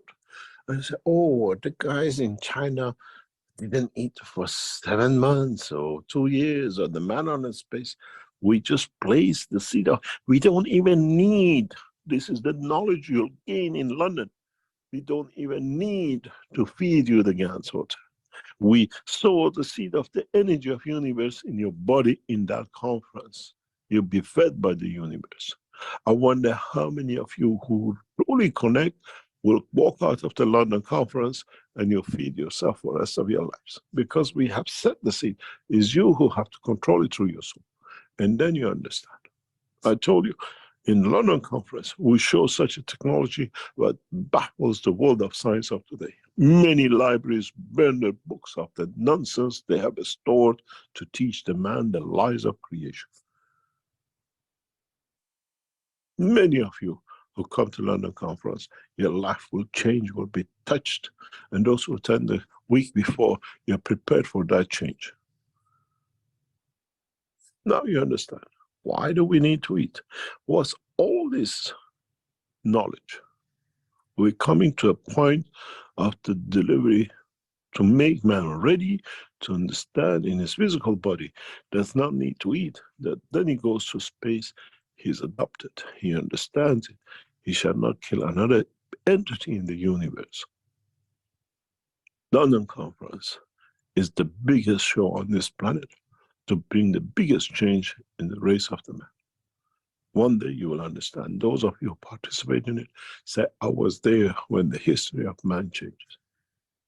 No magic.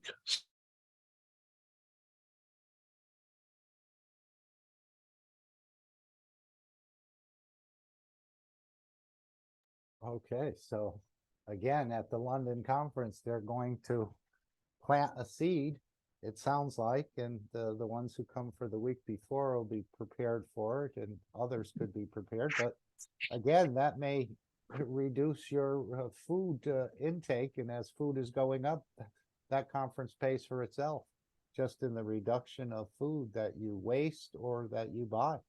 I mean, you'll still probably have something to eat here and there, but I'm sure you're going to feel healthier and much more vibrant. Yes, Carolyn, did you want to say something?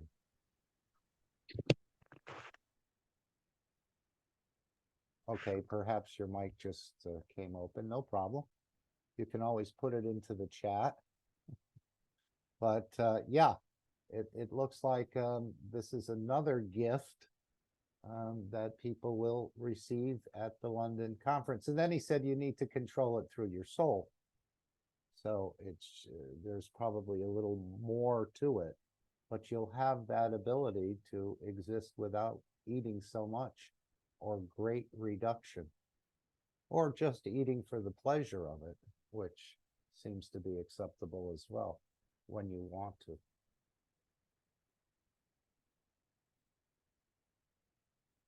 Okay. What we'll do, I was going to play the Cosmic Bundle, but I think we'll save that 10 minutes for the end, perhaps. And let's just go into the Dome of Peace. Any other thoughts or questions or comments from anyone about what we've just shared? Again, we have the London conference, we have the Dining with the Creator, connecting with the soul of the Creator, and so on, which is you. And then, of course, the Cosmic Bundle, which is starting to be released. It's just been shown in public. I think we've all seen it here. Let's see. Yeah, there it is. And this is the unit. Eventually, they'll eliminate the white part here, it sounds like, and it'll just be a headphone. And then in a number of years, this will be shrunk down to something that can be embedded within the body of the man to allow the transmutation at any point. Probably, he said, in connection with the blood. So perhaps that's where your sugar will be, and also your the pH as well, perhaps. But that is in the urine or the saliva, but it's from the same source, I think. So, and that would make it ready for you to transmute at any point in time. You could just be walking around with that sort of, I've never been really for implants or anything like that. But again, this is something, we'll see how this progresses. But he did mention that last year, I think, about embedding the, miniaturizing it and embedding it behind the ear, perhaps. And again, this would include the feeding, the communication, the wellness, the transmutation, and the rest of it. Even perhaps some leisure time activities may be added in. I know that we have it set up in the store as an app, but right now it's out of stock. So perhaps the apps are already built into these systems, and later on you'll just pay a small fee and they'll switch on that particular app that you've ordered, and you'll be able to feed or communicate or travel for one low app fee. For a year, probably. You'd probably renew it every year or so on. Wellness for your family and so on. And of course, the way insurance is going and the effectiveness of it, I think this program will be a very viable alternative to the current medical costs of what it costs to go to a hospital or even to have insurance these days. Okay, so let's go to our Dome of Peace if we can, if no one has any questions. And this is the first step. Before we do that, of course, I think Jacko mentioned something about this connecting, and this is an invitation from the Universal Council, invites the Keshe family and Universal Council family in unifying at the soul level every day at 21 p.m. CET. So that would be 9 p.m. CET, for the elevation of all souls and the protection of the physicality in the universe. And this is something everyone can participate in. There's not a formal meeting. I think Murnaz has suggested this. The Universal Council has picked it up, and everybody's welcome to participate. And when we have a more and more of a collection of souls, we'll see things start to change even more rapidly once you get into the millions and billions and so on, that people are wishing for the same thing. You'll see, depending again, when the souls agree, every soul has to be in agreement to bring a change. But when that happens, we'll see a much rapid change in just through the energies and the work of the energies of the soul of all of us by giving. And so that's what we're doing here. We're practicing this giving and creating of the peace dome. The first is obviously something for the physicality to do, which is releasing of the Gans waters to bring a permanent peaceful condition to the soul of this planet and its inhabitants. So let's just hear from Stefania, if we could. I don't know if anyone want to read this Dome of Peace. Anyone want to offer? I will With a nice read it voice. for you. Okay. This is what came in and what is now become a pattern. This from a guy, I don't know him, but he says, please remember this Sunday and every Sunday from now on, till we raise the soul of this planet to a peaceful planet. Keshe Foundation knowledge seekers worldwide will spread the gas waters around the world at 12 p.m. Central European Time and or 18 p.m. Central European Time every Sunday at the same time as they choose which time to suit them. Thank you for participating in this greatest movement by the soul of the man to bring about the peace on this planet as the permanent feature of the life of this planet. So today is Sunday, and this is the day we collectively spray. Of course, you can spray anytime, day or night, but collectively they're doing it at 12 p.m. or 18 p.m. CET every Sunday. And again, it's something that connects the wellness centers, which is probably eventually you, and also elevating the soul of the planet and all its inhabitants. The GAN seems to know where to go and what to do. It takes and brings balance into whatever situation it's in, or tries to bring balance. It takes from the body what the body doesn't need, and it gives to the body what the body does need. So, and if you don't know how to make the GANs, you can go to the Keshe Wikipedia and you can find out more about that. Now we're taking it to the next level, the energy level, and we'll have Shweta present this. Thank you, Shweta. Anybody wants to read the Dome of Peace? Oh, sorry. Alenka, did you want to make a comment? I saw your mic come open. Okay. No problem. As I said, you can always put anything you'd like in the chat. Okay. Beautiful souls in here. Okay. I'll read this beautiful presentation of Dome of Peace. And the Dome of Peace is already here. All the knowledge seekers, truth seekers, lovers of humanity has built it in a way, spreading the guns, loving each other as shareholders.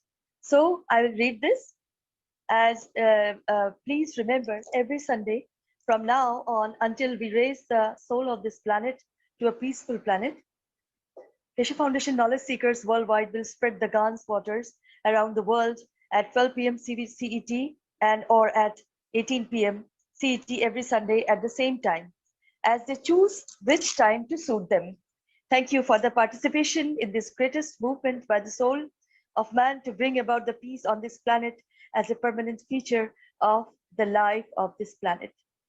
Mr. Keshe suggests we add the next step to create the dome of peace with power of the souls, as we have already going through this with the two eyes. And we ask you to spread the Gans waters each Sunday. Now we give you a new path. Now try to unite each other's souls.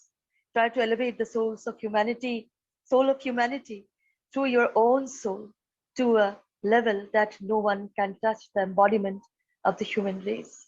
So beautiful. Choose a time where all of you come together on the soul level in a state of inner calmness. At that time, don't spread the water of Gans, but spread your soul.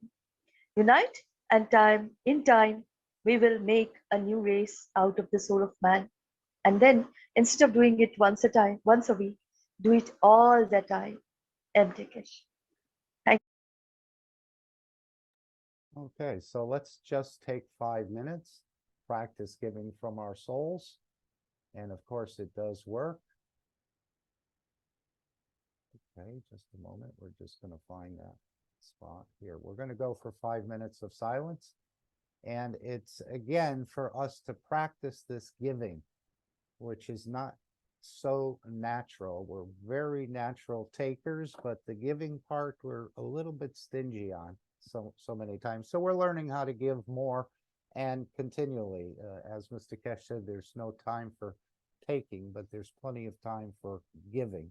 And again, it's up to you as you have unique fields, but all of us together will bring this balance, because each one of us has a unique field that no one else has. You're a very unique individual with unique fields, and going to create a unique system in the universe that only you're capable of doing, your creation. So we'll take 5 minutes of silence for the elevation of the souls of the 5+1 on their peace negotiations, and the soul of the International Atomic Energy Agency, all souls working for peace in Vienna, the soul of humanity, the soul of world leaders and religious leaders of planet Earth. So let's start now, and we'll go for 5 minutes.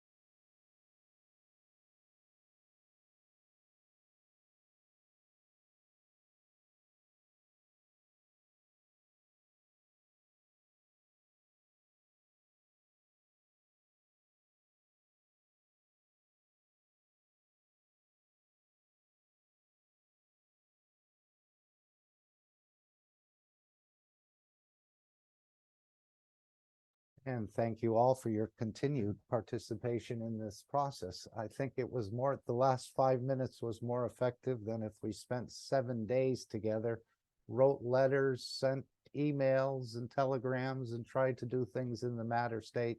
That 5 minutes we just spent was more effective than all of us together for 7 days in a row, as I understand it. And as Mr. Keshe said, you're huge field generators, so please continue the process as you'd like, and you're invited to be part of that every day with the Universal Council. Again, no telegram, no Zoom meeting, but just at the 9 p.m. CET time, you gather together on the soul level. So thank you again. Now I think we're ready to go to Alex, and I'll play the disclaimer first, as we usually do. Thank you. Yep, and if you have any questions, please put them in the chat. It'd make it so much nicer for Alex to answer the questions, or you could save it and bring it verbally. But as he goes through the teaching, if you'd like to add a short question for Alex to answer or to open up, please feel free to do that. So let's play the disclaimer. Disclaimer. The information and education material contained herein is meant to promote the general understanding and dialogue of GANs processing. Such information is not meant or intended to serve as a substitute for a healthcare professional's clinical training, experience, or judgment. For patients and individuals, such information is not to be a substitute for professional medical, therapeutic, or healthcare advice or counseling. For medical issues or concerns, including decisions about medications and other treatments, readers, viewers, listeners should always consult their physician or, in serious cases, seek immediate assistance from emergency personnel. Prescription information, procedures, and use of medical devices information should be undertaken only by properly trained and certified medical personnel. We specifically disclaim any warranties, express or implied, including implied warranties of merchantability or fitness for a particular purpose. Such information is provided, as is, and is believed to be accurate at the time of its publishing, but it is the viewer's job to evaluate the accuracy of any information found in this presentation. Every case presented is of their own experience, applied by themselves for themselves, and it applies to their case only. Every person experiencing health problems should seek professional medical advice and consult their course of treatment with a doctor. The processes of plasma balancing described herein are a natural process which supports the body but does not replace medical advice or therapies one is already subject to.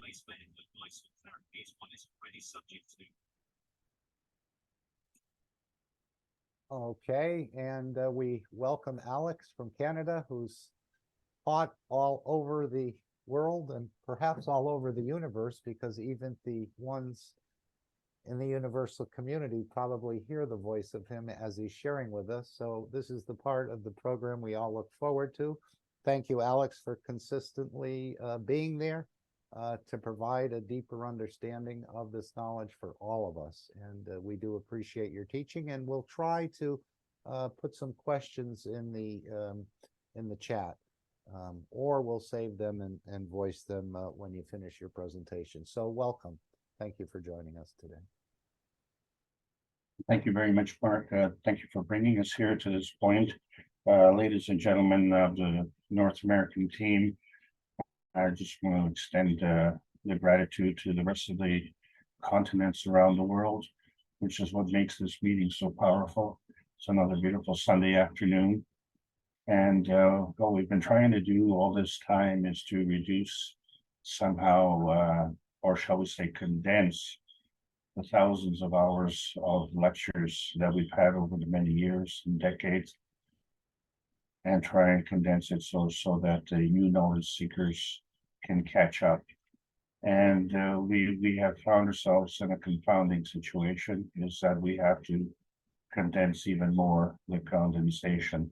So we're trying to make it much easier, if that's possible, to learn about the technology from Mr. Marilyn Keshe. So welcome everybody, and you don't even have to fasten your seatbelts, you'll be fine. Please enjoy the trip. This is the Keshe Foundation Spaceship Institute, Teachings on Plasma Science. we are doing a basic insight review. And my name is Alexander, and I am from Canada. It is September 10th, 2023. This is the Keshe Foundation North America Plasma Education Series. So when we look at basic insight, this is a continuation from the basic teaching, understanding, basic knowing. And this was all initiated with the impetus from the Brazilian community, which we owe a tremendous amount of gratitude to for helping us initiate this program. And it has evolved, and it's gotten to the point where a lot have commented how it would be nice to review what we went over. And as such, it is an emotional ride as well, because particularly the last 4 years have been quite a disruptive situation. However, at the same time, it's been a very rewarding time because things have changed. And so this is going to give us a perspective. This particular class covers a time that was very, very emotional in Canada. And so we're going to cover that as we discuss beauty pageants, self-consumption, witness, vanishing point, musical chairs, anachronism. So here we go. And if you don't want to go too fast, you can also go the donkey way. But please understand that we do have to move forward. This is a review of the condensation of the knowledge with respect to Mr. American Keshe and the 3 books that he wrote, the book number 1 being The Universal Order of Creation of Matter, and then book number 2, The Structure of the Light, and then book number 3, The Origin of the Universe. And you have to wonder, if we're talking about the origin of the universe, shouldn't that be the preamble to the creation of matter? Well, we are now on the plasma highway, and many of us are not sure where they're going, yours truly included. And the reason for it is because the memory that we have is of our present space, and we're searching for outer space because that's our embodiment of our little piece of pie in the sky. And so we're on the verge of breaking through, not only in the technology, because that's a done deal, but breaking through in the knowledge. And this becomes very, very important because each and every one of us has this capability. So as we flow through these uncharted skies and we try and follow the leader, we have to understand that the leaders are also followers. It's just like the teacher becomes the student. And then we wonder, you know, can you hear me? Or we say seeing is believing. Can sort this out? And we know that there are rough seas ahead, so what do we do? And how do we tune in, turn on, or drop out, as they say? And what exactly does it mean? And so we have an opportunity now in the month of September. And this is a concurrent process right now. We're looking at the merging of the fields of the souls and physicality. And so there's virtual sessions that are happening. And in addition to that, simultaneously, there are interactive soul sessions that are happening. And for all those involved in these sessions, this has been an ongoing process since December the 16th, 2022. And so this has been ongoing on the monthly basis. And as a reference, we are 1 week past the pivotal Manchester conference that transpired a week ago. So that gives you a kind of reference. And now we're going to go back into a little bit of history, not too far. only back about a year and a half, actually. And we talk about beauty chat pageants. And we had a chance to see the top 10 finalists, such as Miss Miserable and Misdirected. It's also misused, mistaken, hello misplaced, misguided, misbehaved, misconstrued, misunderstood, misappropriated, and then of course gate crash or misdemeanor. And there's always an alternate misinterpreting. So welcome all participants. And as we present you to the judges, we're looking for this beauty queen. And so all of us are judging, and we're judging based on our own filtered viewpoint. A lot of that is based on what we call idolization, you know, because this is what we strive to be someone else, as opposed to be ourselves. And of course, the more jealous we are, the better the quality and the qualifications of the beauty queen. But all in all, seriously, morality is the missing ingredient, because you see, the beauty is only skin deep. And of course, beauty is in the eyes of the beholder. So what is your viewpoint? And we're hoping to announce very shortly the winner in a special news flash.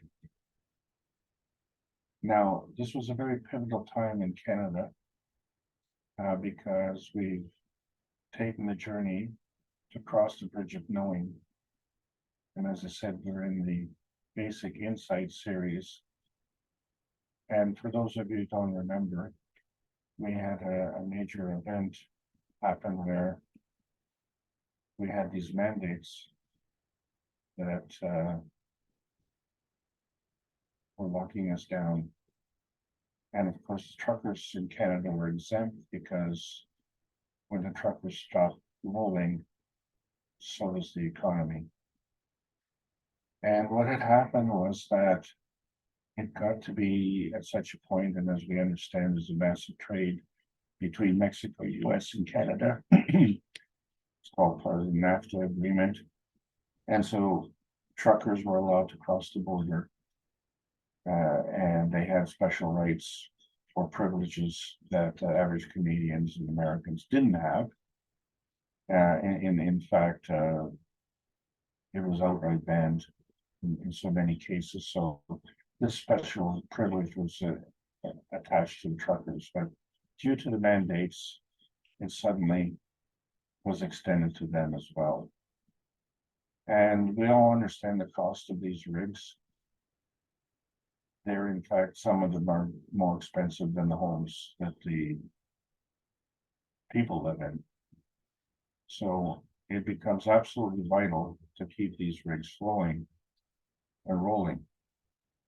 The problem, of course, is that many of these rigs are financed. And so if there is an interruption in the income, then the chance of defaulting on those loans becomes higher. And of course, that becomes catastrophic, because when you lose your rig, you're done. And so they came face to face with the same problem that us ordinary people did. And so we compliment them, because it's a man without good courage dares to die, but a man with inner courage dares to live. And so they embody the dreams and wishes of all Canadians. And this went like wildfire, pardon the expression, around the world. And so this was the wish for freedom, love, and world peace.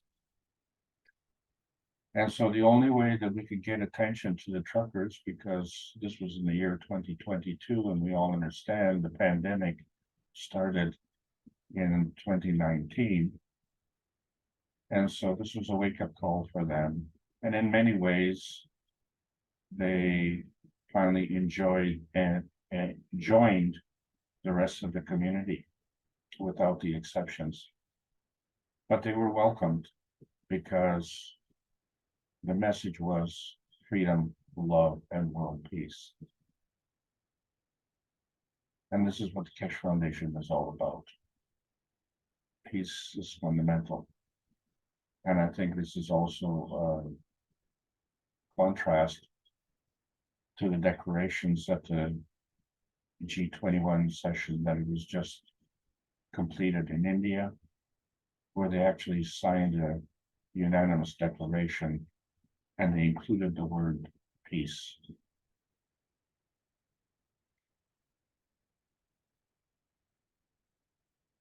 I think that was amazing. But we all have to understand that the beauty is skin deep.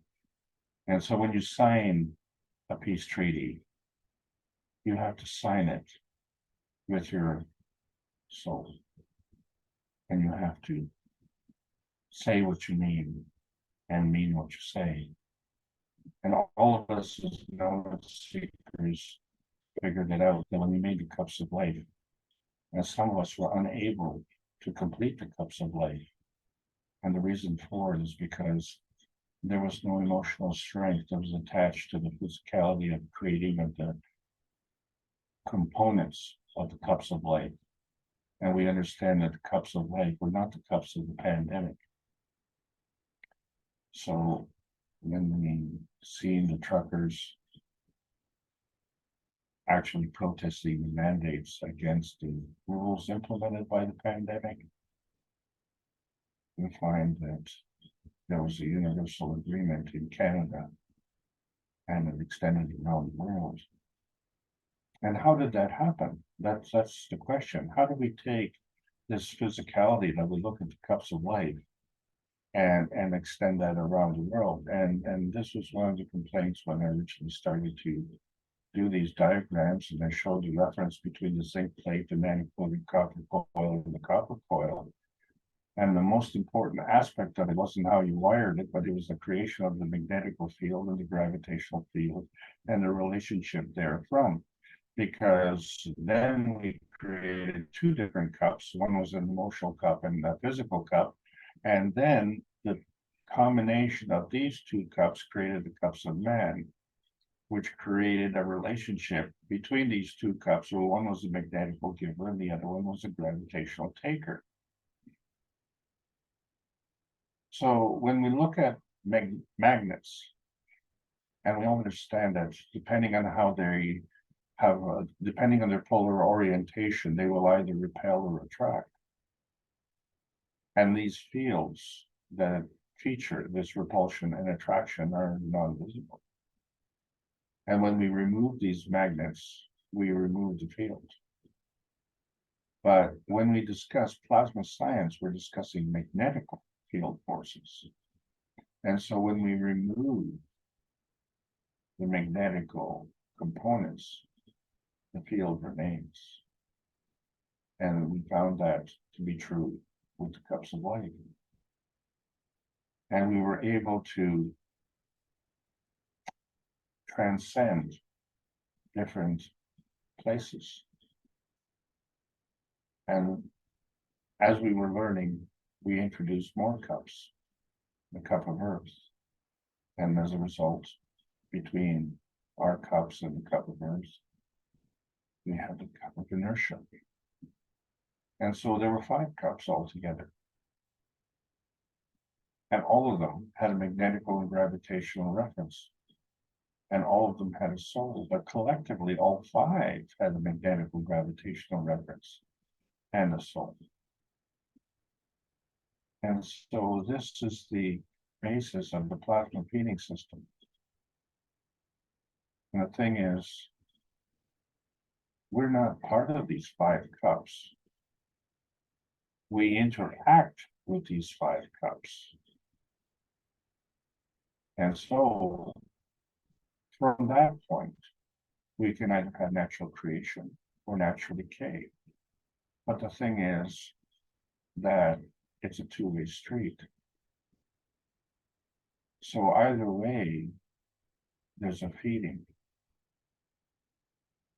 And wouldn't it be wonderful if that feeding was stable? Well, the way to be stable is to be a catalytic field, to be a catalytic feeding field, such as the sun. The sun comes up every day and feeds us unconditionally. So this becomes a key point. But it doesn't just feed us, because the sun is round, and so it feeds in all directions. And fortunately for us, we do go around the sun, and so we catch some of this all the time, but we only catch our little piece of pie in the sky. So when we're looking at this plasma feeding, not only does the sun feed out all the way around, but we are structured the same way. So we, in fact, do a feeding, and we do this through what we call ideas. But what's most important, as in the beauty contest, our point of view is what's most important. So although our reference is to the Earth is gravitational, but our existence on Earth is also gravitational. And so we have this dynamic plasma state, the soul, and we have this plasma state, which is another soul, two souls. And then we have this GAN state and nano state, which are two emotional states. And then we have our physicality, and we have our environment. These are two physical states. So our point of view is from our point of view with reference to the Earth's point of view. And our point of view is all-consuming. That's why we call it self-consumption. So to understand the self-consumption, if we look at it from the Earth's point of view, the Earth is gravitational.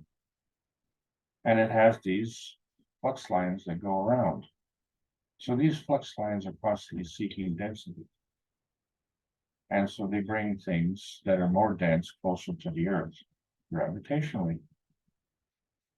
And if you come along and you pick up this rock, and we talked about this in the past, where you pick up this rock, so you put some energy to actually lift this rock, but there's this opposing force, and this opposing force is the stretching of the flux lines from the Earth,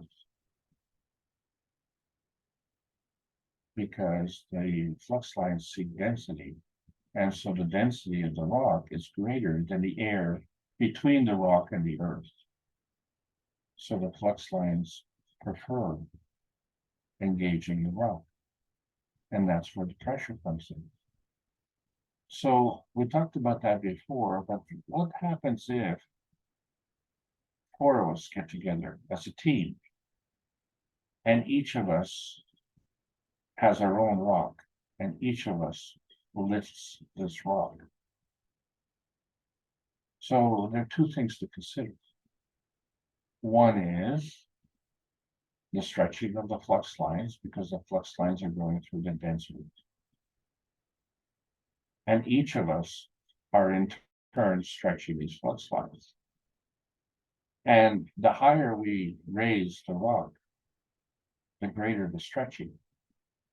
And so this increases the charge gradient.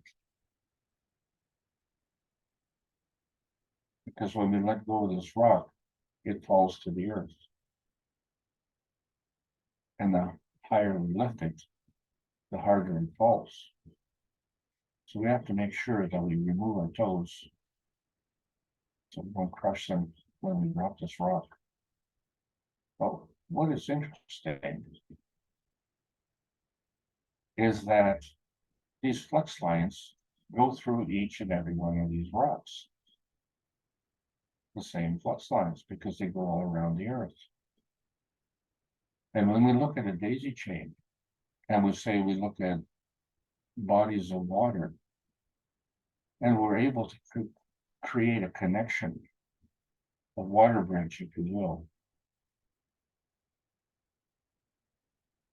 And so we can keep it going by putting water in, and that water will flow from container to container. And the connection can be, let's say, plastic hose. And all we have to do is create a siphon. And we have a hose between each body of water. And so we only have to put in the energy once, and we get the energy out once. But all the bodies of water and all the hoses are part of the connection, and they all work together in this daisy chain. Well, we have to understand that when we look at a river, that's the same thing that's happening. And as kids, maybe when we went to the beach, we like to find a nice flat stone. And we learned how to toss the stone and put a certain kind of spin on it. And the greater the spin of the stone, and the harder we threw it, the stone would start skipping. And the idea, of course, see if we can get to the other side without falling into the water. But an interesting thing happened when the stone hit the water, is that it created waves, circular waves. Waves that emanated out from the point of impact where the stone touched the water.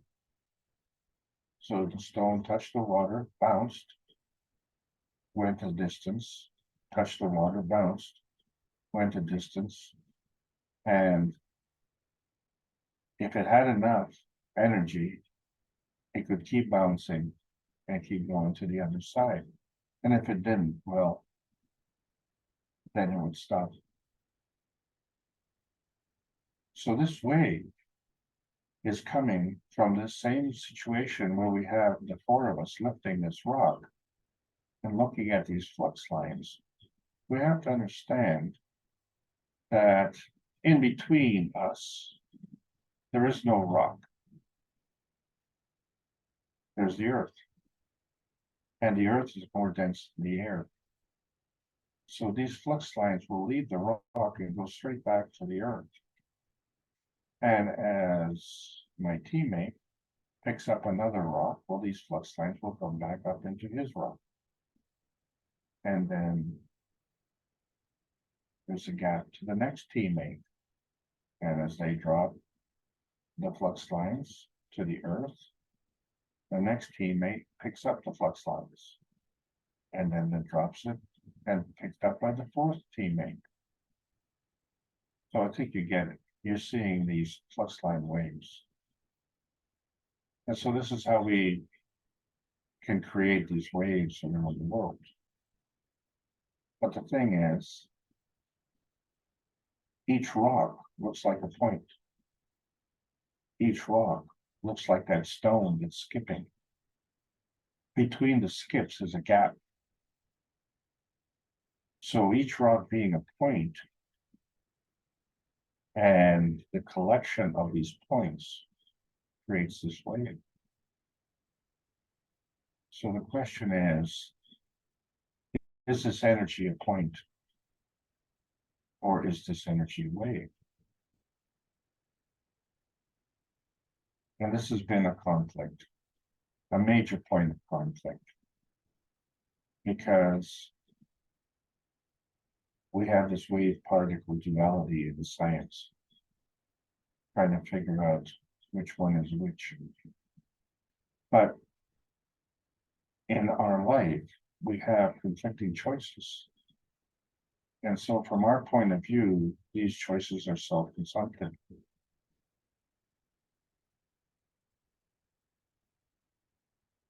But there are other choices. We could be catalytic, and we could also be enhancing. So these are three choices, and the majority of us only take the first choice, self-consumption.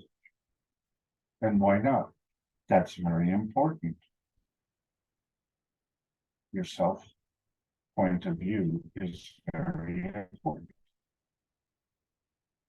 And this causes a conflict in transmutation because that taking is gravitational. And so it increases the mass, which affects the balance of what we call magnetical gravitational field forces coming together as a magrat. So the giving is actually magnetical, and the magnetical increases creation. So if we become self-consuming, then we are enhancing the increase of mass, and we're increasing our presence gravitationally. Now, another interesting thing is that when the rain falls, because it falls to Earth, because the water is more dense than the air, the water, just like the stone that is skipping, is amazing. It always hits the bullseye. Doesn't matter where the raindrop falls, it always falls in the center of the wave pattern.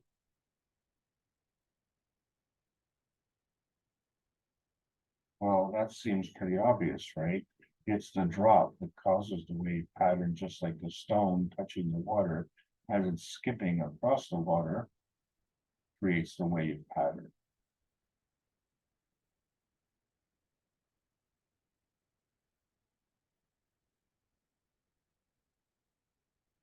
We threw the stone. We picked up the rock. And something dropped the rain. None of those were part of the stone, water, or rain reference. They were outside of that reference. And so this is the point. We have this transmission by rotation around the x-axis of the planet, and we have this transition through the y-axis or the polarity of the planet. And this x and y create this crossover point, which is perpendicular. And when they're in balance, this becomes the vanishing point. And so somehow, somewhere, when we have this crossover, that we go from straight line math to the curvature of the universe, we cross over this understanding with the letter pi. This letter pi is not complete. It's kind of rounded off. And this is the problem that we have, because we can never seem to grab onto that definitive end of pi. It just keeps on going and going and going into infinity. And so this becomes our dilemma when we're looking at various dimensions. Well, the soul dimensions have the same geometry as well. And not only, but the emotions have this dimension also. But the difference is the soul dimensions are part of the creation, and the emotions are part of the co-creation. And the thing about it is the souls are very proficient at target practice. They hit the bullseye every morning when you wake up. They don't make a mistake. When your soul wakes up in the morning, it comes right back into your body. And the emotion of your soul is also targeted in your body. So when we're defining plasma, and we're going to have to do this very, very quickly to the newcomers, because it's different from anything that we've understood. And so we have to understand that plasma is a kind of energy state. And you have to understand is when you look at someone, let's say a beauty queen, and you say, my, isn't she radiant? Well, this radiance is a kind of energy state. And can you explain it? Well, you could, because it's a form of a plasmagen. Plasmagen is another kind of energy state. And a plasma is a kind of energy state. And a GANS too. GANS is not only a lie detector, but it's a love detector. And there's nano and there's matter. And then, of course, it all depends on your point of view, doesn't it? To go back to that again. So in order for us to understand our Earth space, we can't look at it from the Earth space standpoint. We have to look at it from our inner space standpoint. And when I say the inner space standpoint is because the soul is gravitational and it is a master of target shooting because we wake up with our soul in the bullseye of our inner space. Our problem is when searching for outer space. And this becomes a life experience. A life experience is important. And if that's not important, then nothing is important. And this is where we have this problem. Because we have to understand how we are individually as magnetical givers. So we see that the soul gives to the spirit and to the body. And the spirit gives to the body and to the intention of the body. So what does the body do? The body gives to the intention and to itself. So the converse is true. The gravitational taker is the soul from the spirit and from the body. Remember, it's a two-way street. So the spirit of the body gets from the body, but then all from the soul. And the body takes from the spirit and from itself. Well, how do you take from yourself? Well, because you're self-consuming. And so we have these ideas. We have ideas that we say, well, you know, this is the way you should act, and this is the way you should conform, and this is the beauty queen, and this is the one that we have to idolize. This is the influencer. And, you know, when we see that someone does something that we don't like, we send them this tumbleweed. But since it's mental, it's a mental weed. It's a rolling aura ball. And we just send it, just like a baseball pitcher. We send this ball, and it goes rolling and hits them.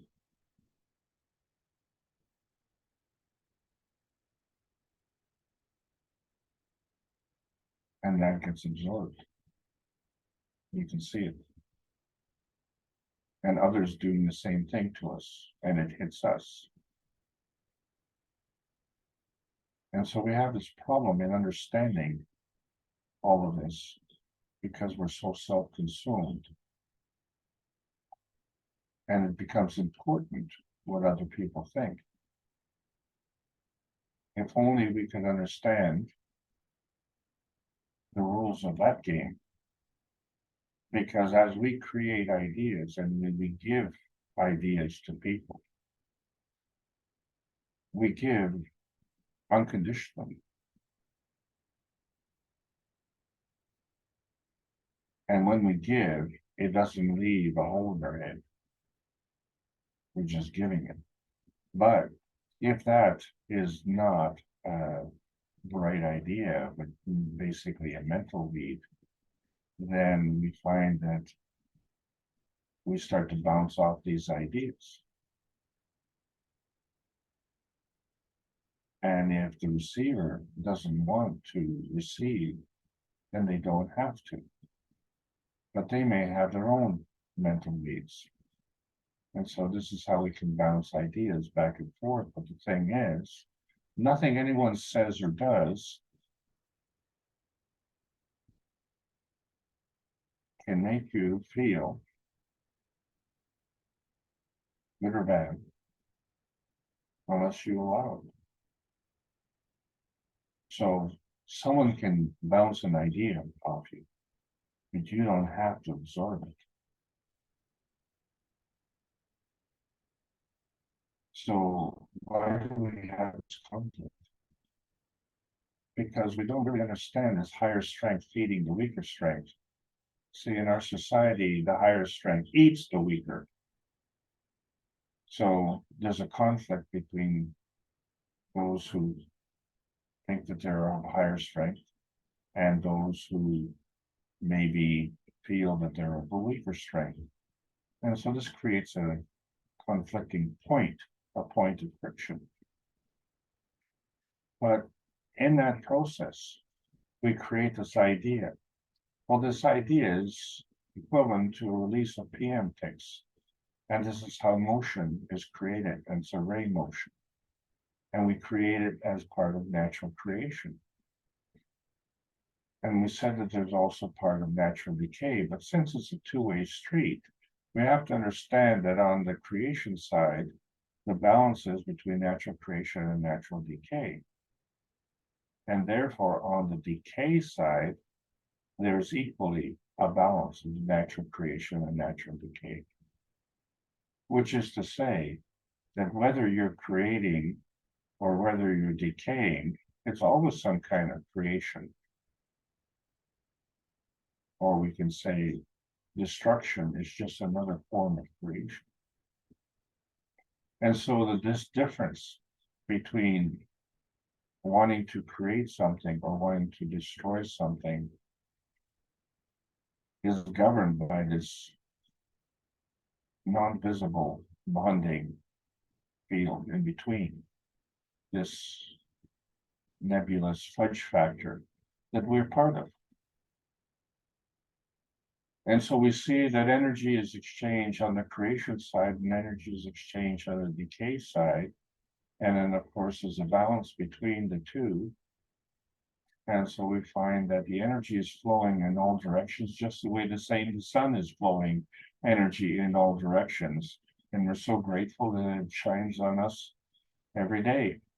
But, you know, the truth be told, even though we turn our back on the sun is still shining on us. So,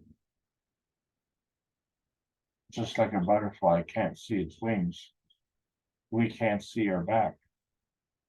And we can't see the sun at night. But it's there.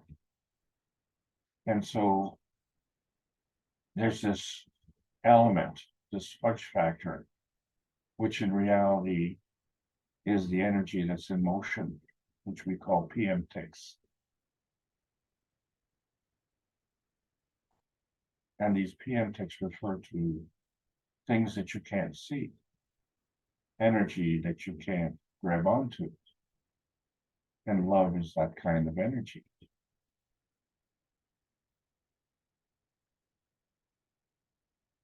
And we sometimes refer to that as radar love, because it's a universal connection. So you ask yourself, these truckers, for which I, as a Canadian, am very proud of, and we as a nation, we're very proud of, and that pride extended to the rest of the world. But the truth of it is that they were self-consuming. It's only when they hit the road, where they started on the West Coast and worked their way to the nation's capital in Canada, that is Ottawa, and they created a convoy. Well, these trucks were not linked together with a chain, and one followed the other. And when there was a follower, the follower followed the leader, and the leader led the follower. So there was this universal connection.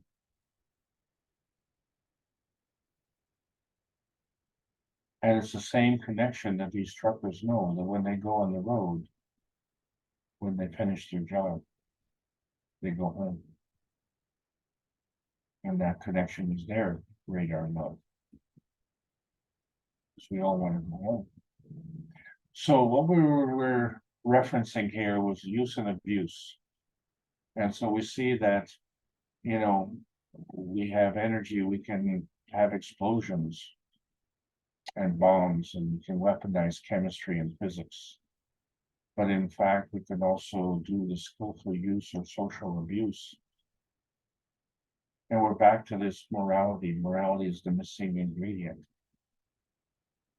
And if you don't take that into account, then you can practice whoosh harvesting, the stealing of energy from others. And the reason you steal energy from others is because you're deficient. But the problem is that when you steal from others, you steal from the lowest energy, so you're never satisfied. And so you're always deficient. So the practice of whoosh harvesting is self-consumption.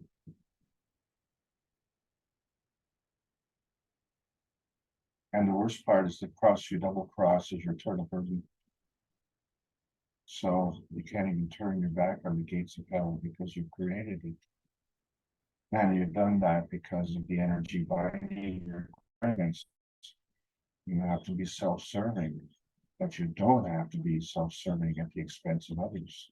All that does is it reflects your soul vision, and it's your point of view, where your point of view is the difference between your transformation and your transportation, and the disconnection of the two.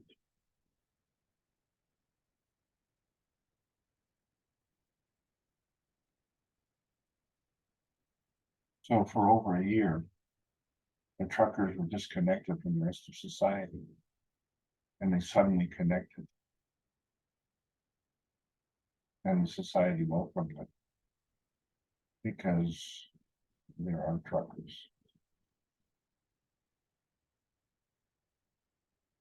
But we still missed the point.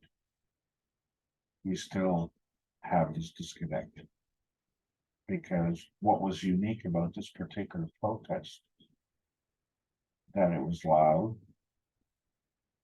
they were big trucks, they made a lot of noise, and they did this in the middle of winter, but they did it peacefully, and not to say that they weren't provoked. They definitely weren't. And everyone was looking for an excuse to start with some kind of violent exercise, and they exercised restraint, which was amazing. And probably as a Canadian,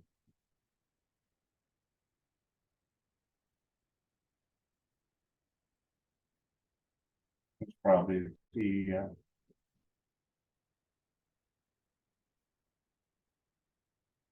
proudest moment for me as a Canadian. Last time I felt like that was in 1967 when we celebrated our so-called 100th birthday.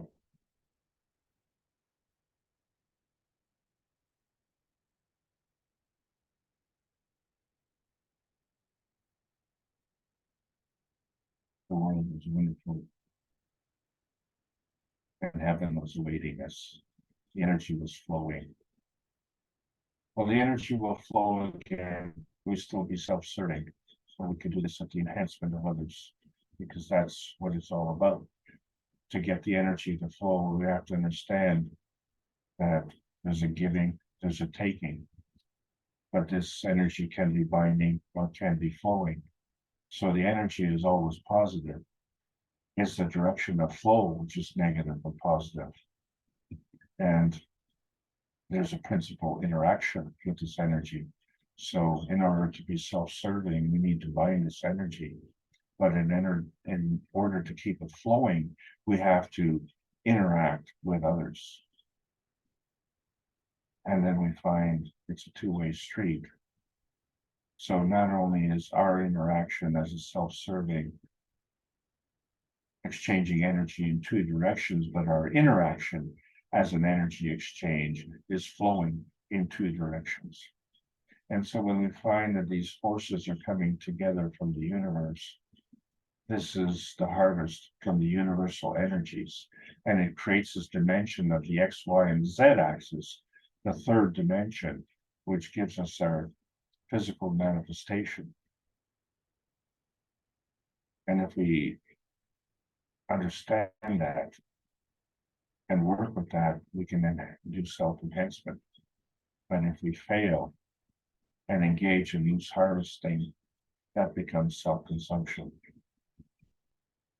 It's a diminishing return. And so we're all witnesses to this. And as we move along in February, it's very cold in Canada.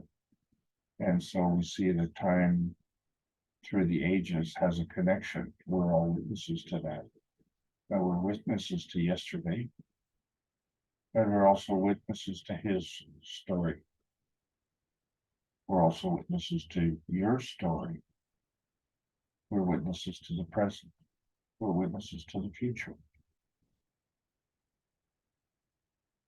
And we have to go along to get along. And there are media witnesses who record the events. There's the public broadcast media or the private broadcast media. And of course, there's the propaganda broadcast media. And then there are other witnesses like secret societies. And then there's conflict of interest in political parties. And of course, that leads to conflict of philosophies. But we still have to go along to get along. And so these were heady days where we had these super Sundays. And we all know about tailgate parties. But these were different kinds of events. We were in the middle of these mandates, and we were all witnesses to these events. And we all had our protests. And in Canada, we had a Super Sunday. We were opening that with the anthem, the national anthem. And we were all witnesses to this event. It's a proud moment. And then there was a Freedom Sunday, where we stood in front of the monuments commemorating the wars, and we was opened up with the national anthem. But this is a monument to history, to those who fought for our present from the past. We were witnesses to this event also. And then there are competitions, right? We all go to sporting events. But we find that there's competition in business. We already know about beauty queens, which is also bodybuilding competitions. But we can extend this to dating competitions, right? Love is a competition. Well, so is poker, game of liars, and so is war, the game of killers, and the beauty, a game of attraction. And then there's that game of conflict resolution. Some are better than others. And so we find the Three Musketeers, the killing through war, the jealousy through competition, and the kingship. The kingship through getting trophies. And so what is the problem with the Super Sunday? The Super Sunday understanding is the difference between the substance and the sizzle. The steak is the substance, and the sizzle is the superficiality. And what was different about this Super Sunday, as many people are anti-gravity or anti-matter in the scientific community, the truckers were pro-freedom. That's the difference.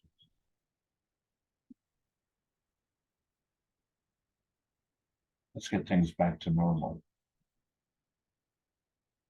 Don't wish for what you don't want. Wish for what you do want.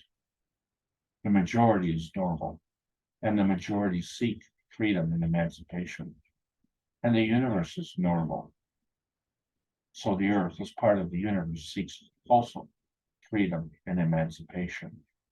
And so we look at this binding, what we call self-serving. It's a hardening. It's a hardening in physicality. But we can also have heart hardening. And we do this at the expense of others. And so you have to ask yourself, are you the binder or are you the witness? And are you the cooperating co-conspirator? And if I am driving the car and I'm driving my friends to the bank and they decide to go and rob the bank, and my car ends up being the getaway car, I become complicit. I become the complicit witness.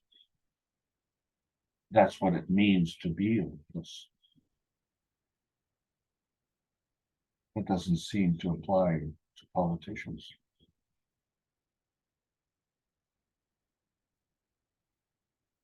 And the people don't. And as we all cross this bridge of knowing, this is the physical bridge, to see that there's something wrong in the way we operate. And if we can't put our finger on it, we have to look at our dreams and understand that there's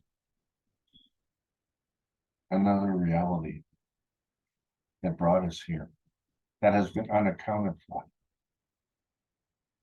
And that reality is what brought all the truckers together so that they could cross their bridge of understanding that not to protest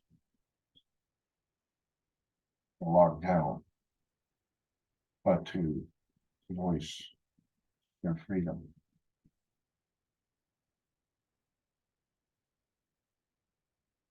And how did they cross that vanishing point? Because that vanishing point is this bond. And when you look at physics, there's this covalent bond. And what that means is there are two bonding factors.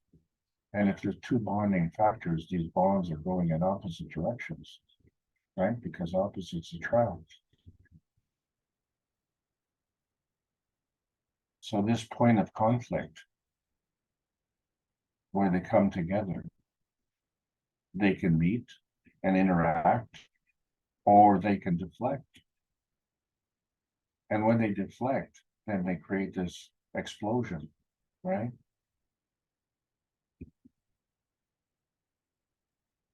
And at that point, a decision has to be made. And at that point,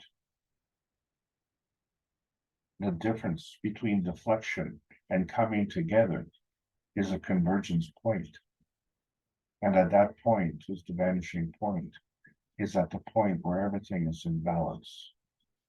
And when it's in perfect balance between the magnetic, gravitational, magnetical field strengths, the magnet becomes non-visible.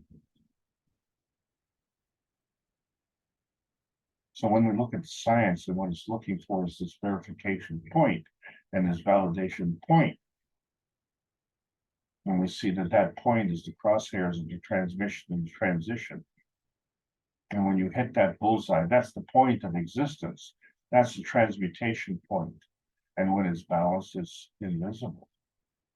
But it's a crossover from one to the other. And we're always looking for this confirmation. And that imparts limitations on our soul. Because the soul oversees the plasmatic reality and the physical reality. And there's always a plasmatic reality. The physical reality is optional. So when we're doing our target practice, we have to see the difference between this deflection and the bullseye. So we set goals. And in the process of setting goals, maybe we keep score. And that's a form of judging. Well, when we get up in the morning, we wake up. And so we understand that we go through this target practice.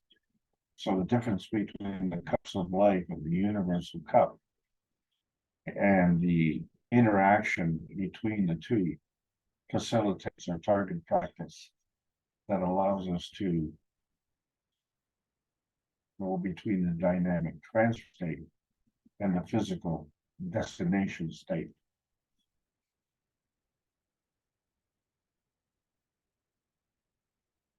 The Earth does the same thing. It has these vanishing energy paths where the energy is coming in and more keeps coming in through the fields of absorption, which we call attraction, gravitational attraction. But before they can come in, there has to be an emission. Energy has to go out and more has to go out. We call that repulsion, magnetical repulsion. And so we have this magnetosphere, which is non-visible, and we have this equator, which is non-visible. Well, we have this crust, now that's visible. And obviously there's a core. There's a core that has a balance between the core and the magnetosphere. And our position on this is determined by our susceptibility and our susceptibility in exchanging energy. And so there's a relationship. That relationship has to do with the magnetical gravitational field forces, which we call the maggrav. And we're always seeking balance, and that's where emotion comes in. But when we look at the scientific community, they're always looking for the conservation of something. And spiritually, we're looking for the motivation of something. Well, the plasma science adds to that knowledge by combining the two. And this does it in a very proactive way. So to understand our relationships in a scientific way, we have to understand that in our inner space, we have these stones and we have these waves and we have this duality, which has confounded us in physics, the particle wave duality. But when we look at outer space, the particle is the field and the wave is the photon. So in outer space, we have a field photon duality. And that becomes the crossover point between the matter, the antimatter, and the dark matter. And it's in both directions. Let's play a game. Let's play some musical chairs. We all know how that's played, right?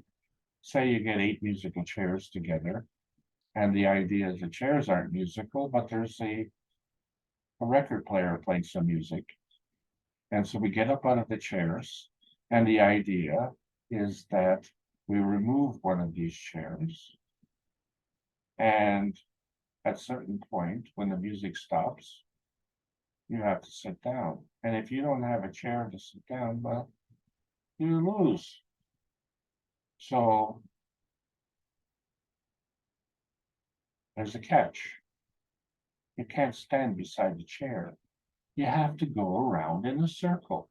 You have to dance around in a circle. And you dance to the music. And this is where the fun comes in. It's a real good party game. So let's party. Let's all get up and go dancing and go around. And then there's 7 chairs remaining and 7 of us sit down and, well, there's a loser. So we eliminate the loser. Well, let's play this game again. And so we go around. Now there's 6 chairs and another one of us is a loser. So you can understand that this carries on. And then we get into 5 chairs and another loser. And then 4 and another loser. Kind of like a poker game, actually, isn't it? 3 chairs remain and another loser. Isn't that what a poker game is? It's a game of losers. Well, this musical chair game is the same thing because now we have 2 chairs and another loser. And there's the winner.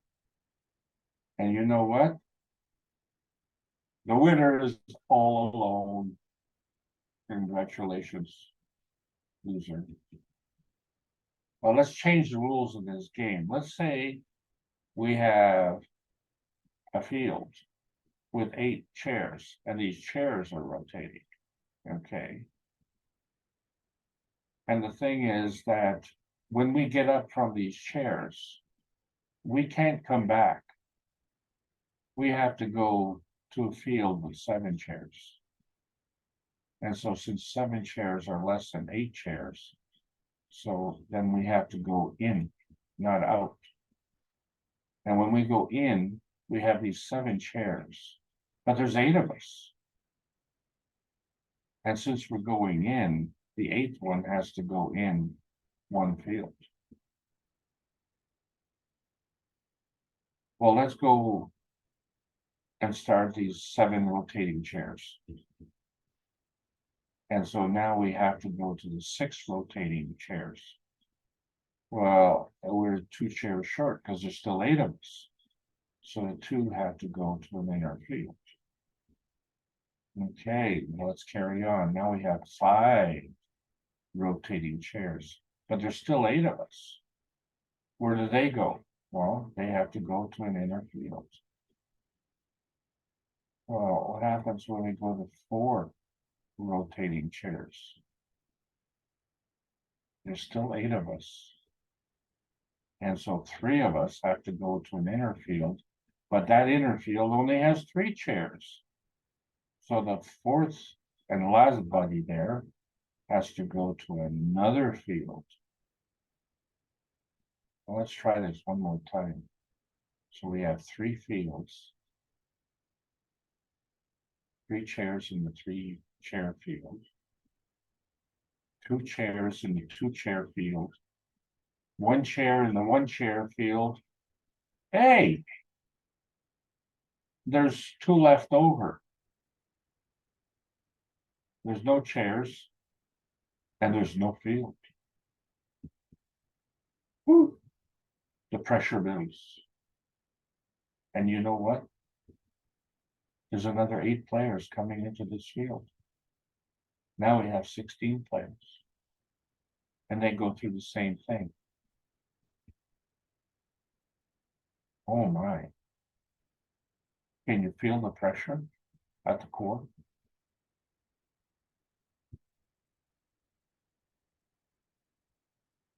Wasn't that fun? But now we got a lot of pressure. So what exactly is an anaclysm? So as we go through these uncharted skies, we find that there's a lot of turbulence. And so to avoid this turbulence, we want to get elevated so that we can avoid these rough seas. Well, how can we get elevated when we're anchored? We're well anchored to this physicality, and this physicality is well anchored to the physicality of the earth. So really, it's very hard to drop out, isn't it? You can tune in all you want and turn on all you want, but you can't drop out. And can you see the problem then? So when we're looking at these particle waves, the siphon bridge between the 2 bodies of water is the connection particle, but there's a wave field that is going. And so before it can go out, it has to go in. And where it comes in is strong enough then to affect the next one, to affect the next one, and so on, creating this pressure.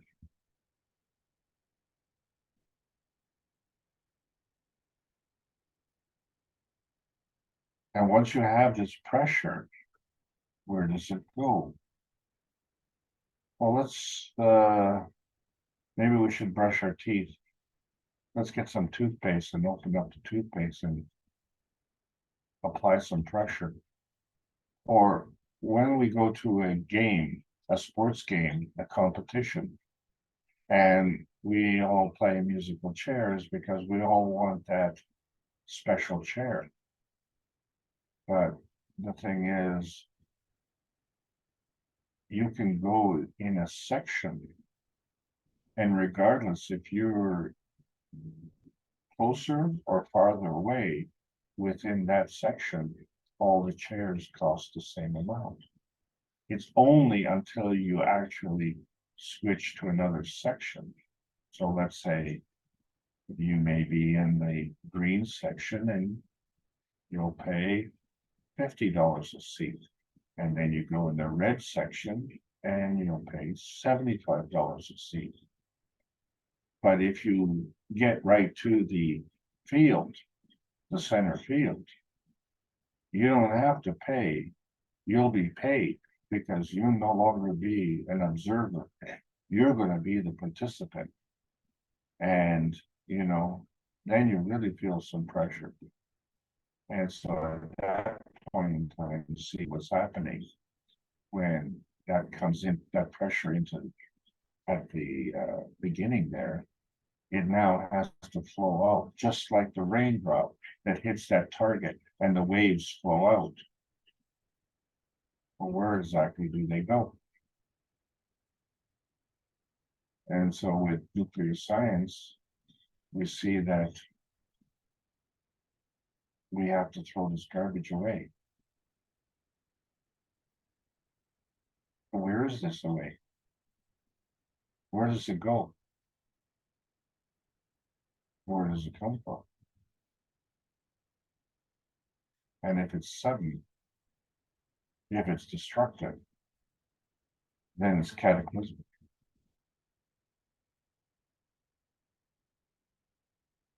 But when we cross over this vanishing point, we don't have this explosion.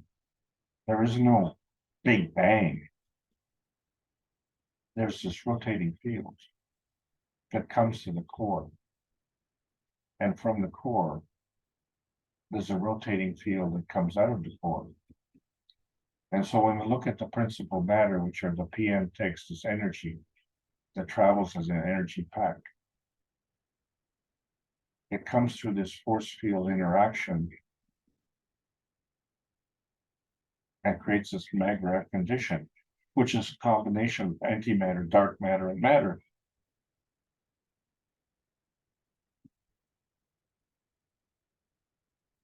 And so when you look at that core component, it could be an electron or it could be a neutron. The electron's magnetical, the neutron's gravitational. So you can clearly see the difference.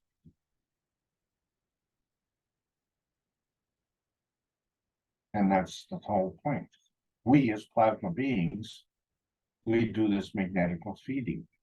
And so the neutron, through the natural decay process, creates this electron-proton combination, and the process also creates this PM tank. And so we can clearly see that the gravitational feedback is less than what we're feeding. It doesn't add up. There's a deficiency.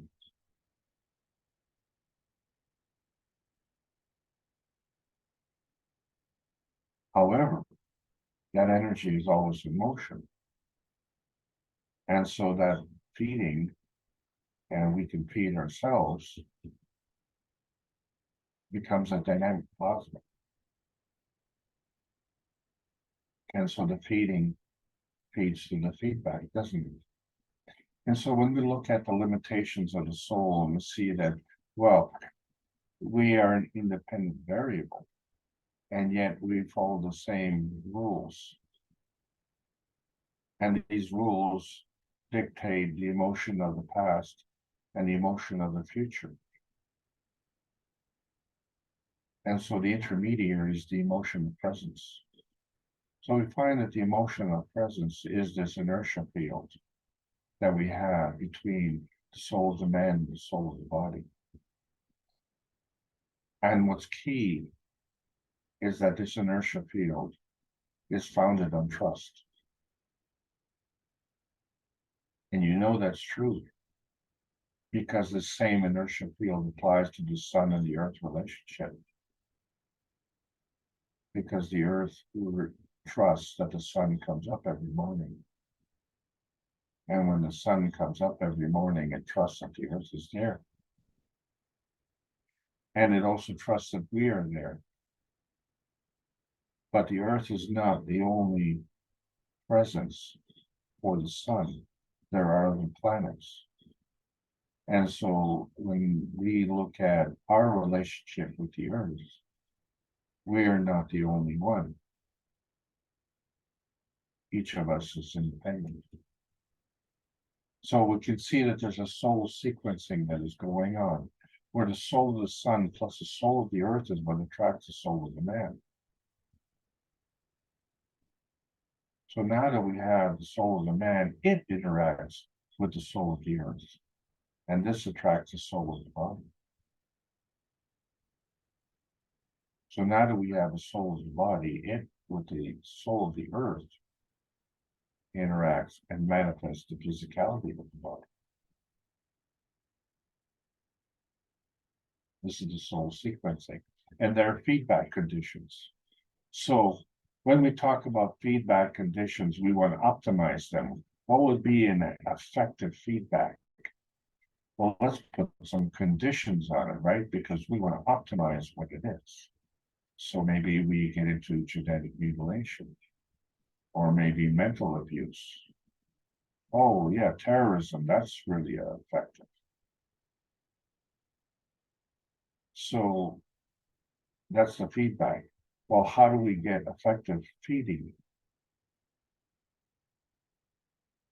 That has to be unconditional. That's a plasmatic feeding. Because each of us takes what we need.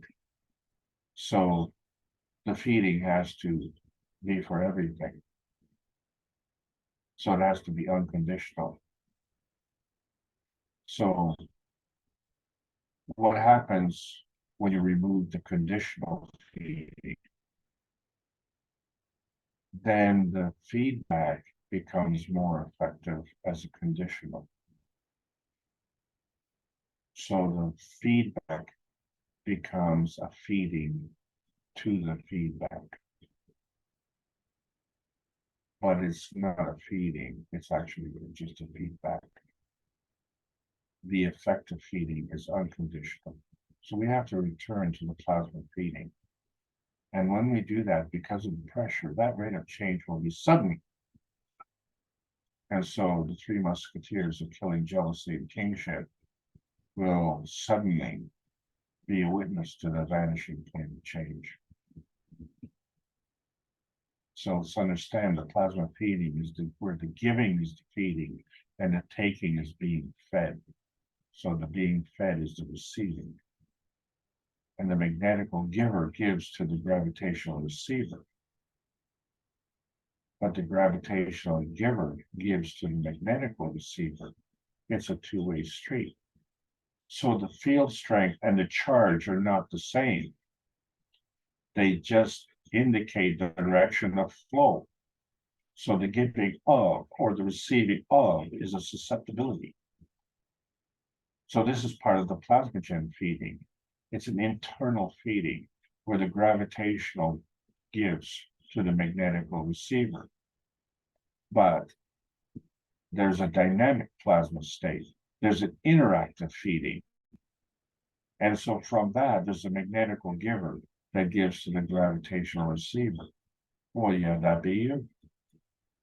So now we understand the reality manifestation is when two fields come together to form another. So the formation of any field is a manifestation, and it's this plasma feeding that leads to this manifestation.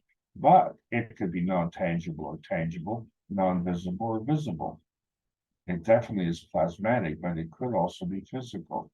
And that's the difference between the dark matter and the light matter. There is a plasmatic reality and a physical reality. So any manifestation is a form artifact. So by that alone, the emotion of presence is a form artifact of energy in motion. Because we can't see it. That's where we have the rotating hemispheres, but they work together.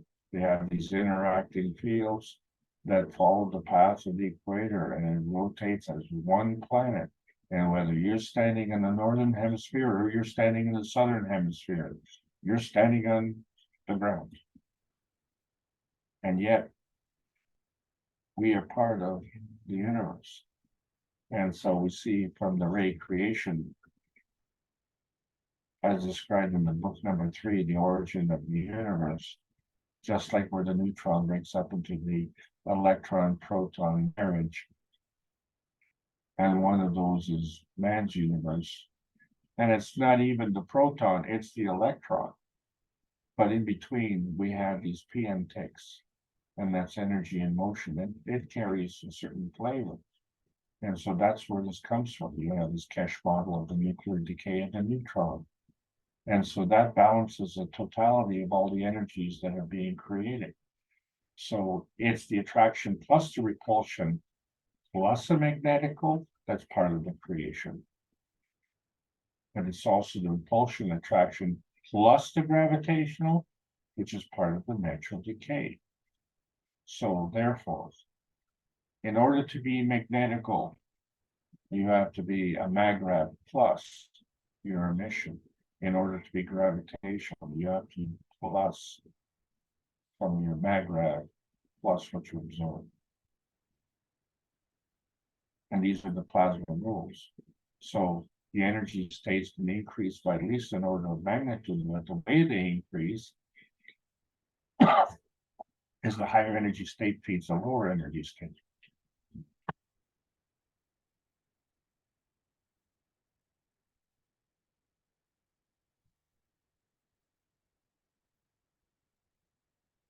So these energy state changes can manifest through natural creation and natural decay. Excuse me. The energy transfer is catalytic or non-consuming.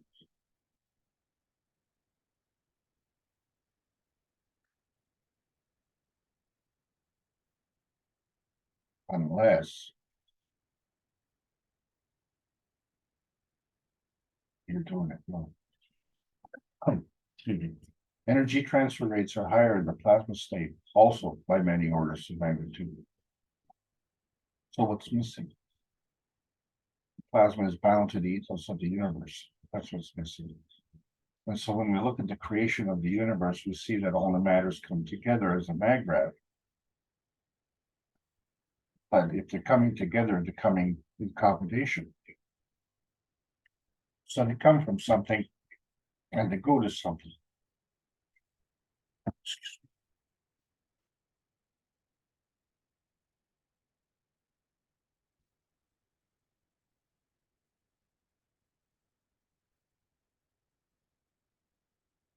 The key point is that the energy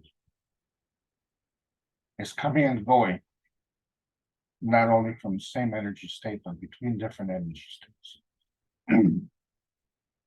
So just like the energy is coming from the sun and it goes through this vacuum, we see that this vacuum between the earth and the sun is full of principal matter. And so the energy is positive, but the charge reflects the energy that's in motion. And this energy is a plasma fuel. It's not like a gas station where you have to pay for it. This energy is plasma field transaction currents. It's all based on susceptibility. Something is something. Nothing is nothing.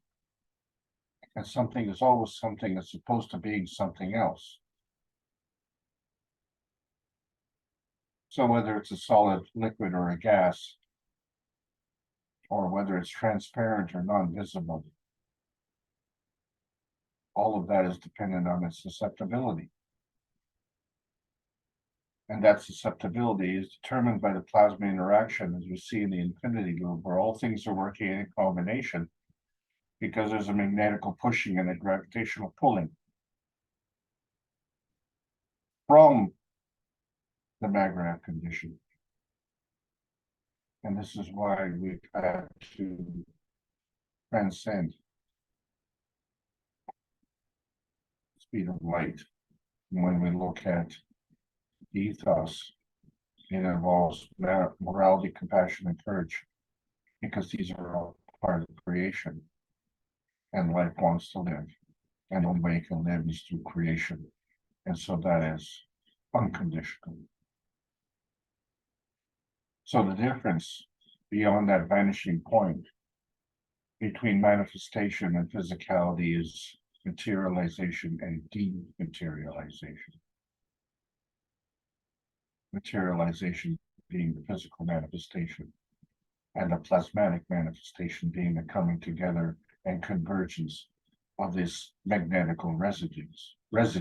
This magnetical residue which reflects the attraction gravitationally and the repulsion magnetically.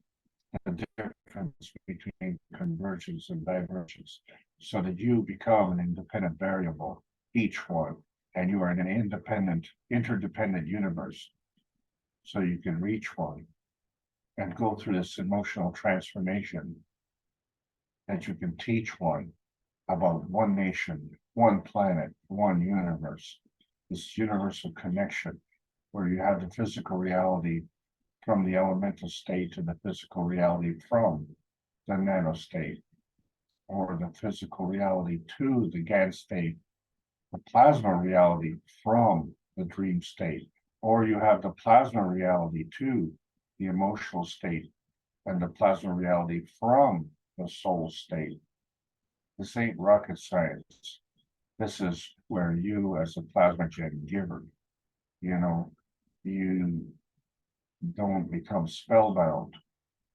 You have to look at the rotating fields and the interaction of these fields and the manifestation therefrom, so that you become the plasmagen receiver and you understand that you are spacebound.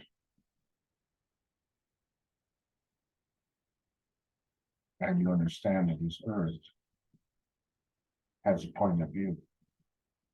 And we are all part of the soul family that participates with this earth view. And this is where we are unlimited as souls, targeting for this emotional transformation. And so these particular classes came after December 21st, 2021, where we went through this emotional transformation to break through these limitations, and we continue to this very day. This week, we experienced 290th One Nation, One Planet, One Race for World Peace, where we understand the difference between things that are man-made, like the vertical enhancement unit or the horizontal enhancement unit, and the role of man. And then the role of the earth with its peace stone, when it goes through this emotional transformation beyond the dream state or the dilution of the plasma state, which is the difference between the aminogen, the pre-amino acid, or the post-amino acid state.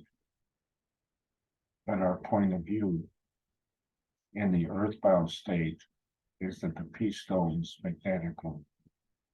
So our interaction with the peace stone is gravitational. So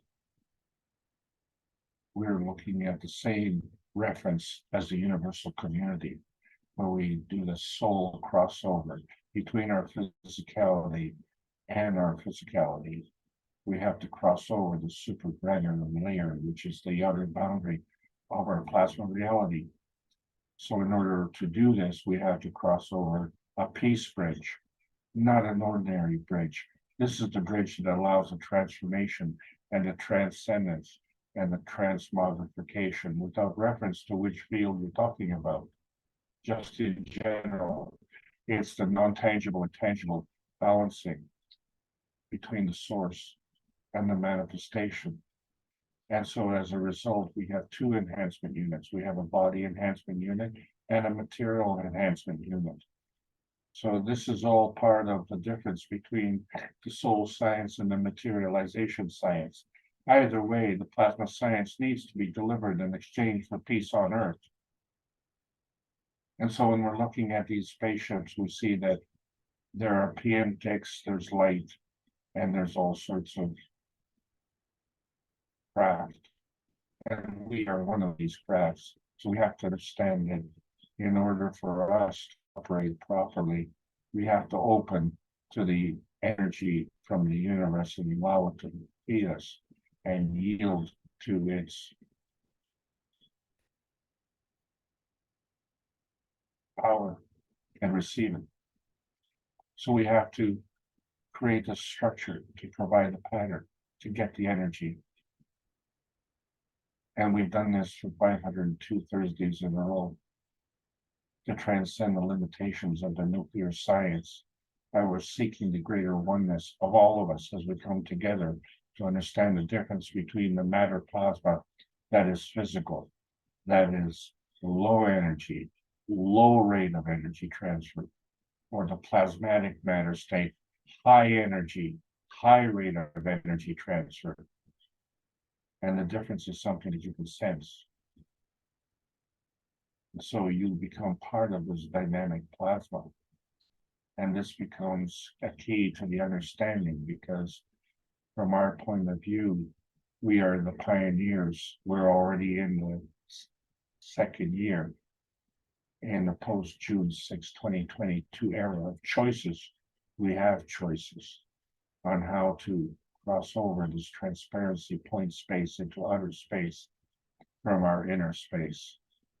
And we have to understand this manifestation point space of our earth space and how they all interact. And that's the key, because we have to move away from this materialization science. So we welcome to the new space age. This is the Keshe Foundation Spaceship Institute teachings on plasma science, which is connecting all the beautiful knowledge seekers. Life's learning lessons transmute your soul growth. And so we understand that when we're looking at the World Peace Treaty, we have to sign it and mean it when we sign it. Not just wait for the ink to dry, because the dilution of motion allows the fields of life choices free from the boundaries or abuse. The ethos maps your position, and the universal community is your travel guide. So the speed of love is what manifests and determines your inner space emotional constructs. The earthbound soul family is seeking the gravitational transformation of the physical and emotional vitality. The emotion of knowledge is embedded in this transmutation connection. And so it connects equally to the universal cosmic rays freedom channel, this broadcast of inner space.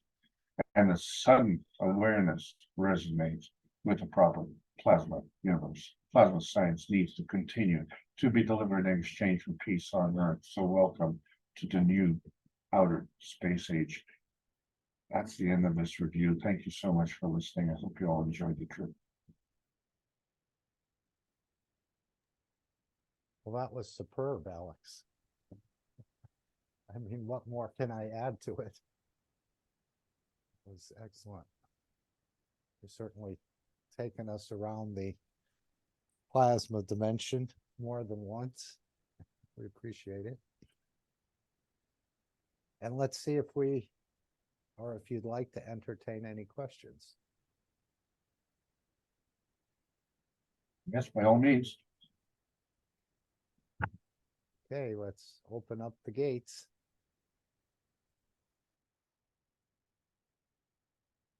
Who would like to be first in asking a question or making a separate point that Alex could address? Anyone?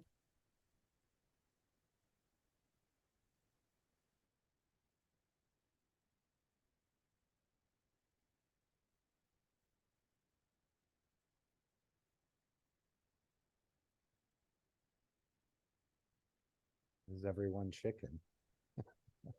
I know Mr. Keshe said that to us in Manchester. We wanted to participate in the workshop, but then no one really asked a question.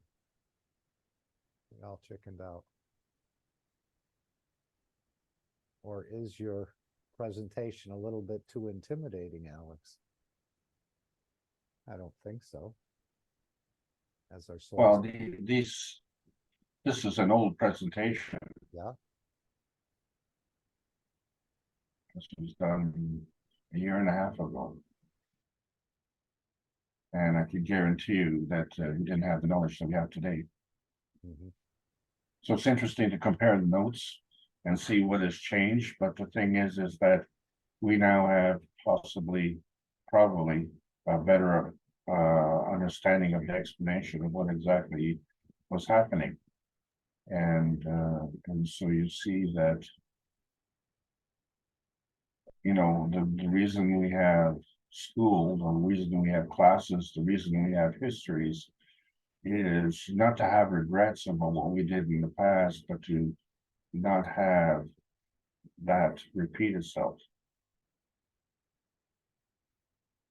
Life is for learning, so you know we have to learn what we're doing.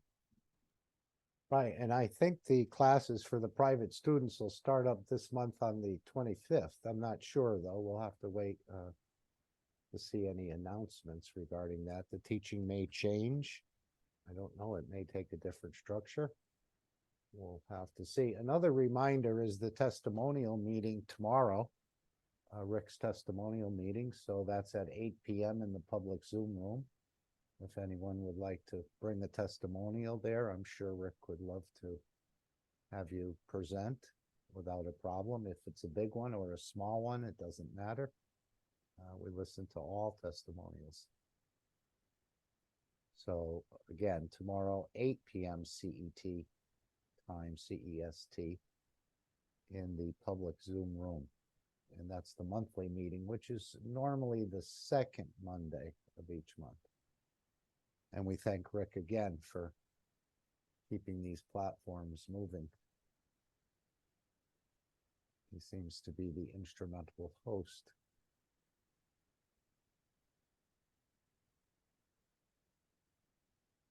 He's a real inspiration, not only for Canadians, but for all the knowledge seekers. Yes, he's certainly given to all of them. I mean, the Reactor Group, the Knowledge Seekers Workshop, the One Planet, One Nation, testimonial, other meetings. So we're very fortunate to have Rick there to sort of keep things moving and never misses.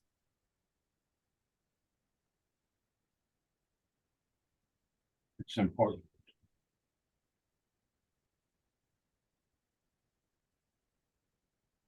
So with the winter coming up, and I know I asked Mr. Keshe about this cup of heat. Now, maybe through the head units, they can deliver, or the cosmic bundle communication, it can deliver energy, as I understand it. It doesn't have to be wired into the panel anymore. But making one every day or one every 2 days doesn't leave, or it leaves quite a few people that would like one without one. Now, maybe the Chinese will pick it up. But what about this cup of heat? He hasn't asked us to make many cups as of late, in a way. But I know the cup of heat will probably come in quite handy in January, February, for those who don't get a bundle, or I don't even know if the bundle will at this point bring energy into it. Any thoughts on this cup of heat? Mr. Keshe said it's quite simple. He could show it to us in just a matter of minutes, where even though everything is cold in your flat or your home, you'll be comfortable and warm.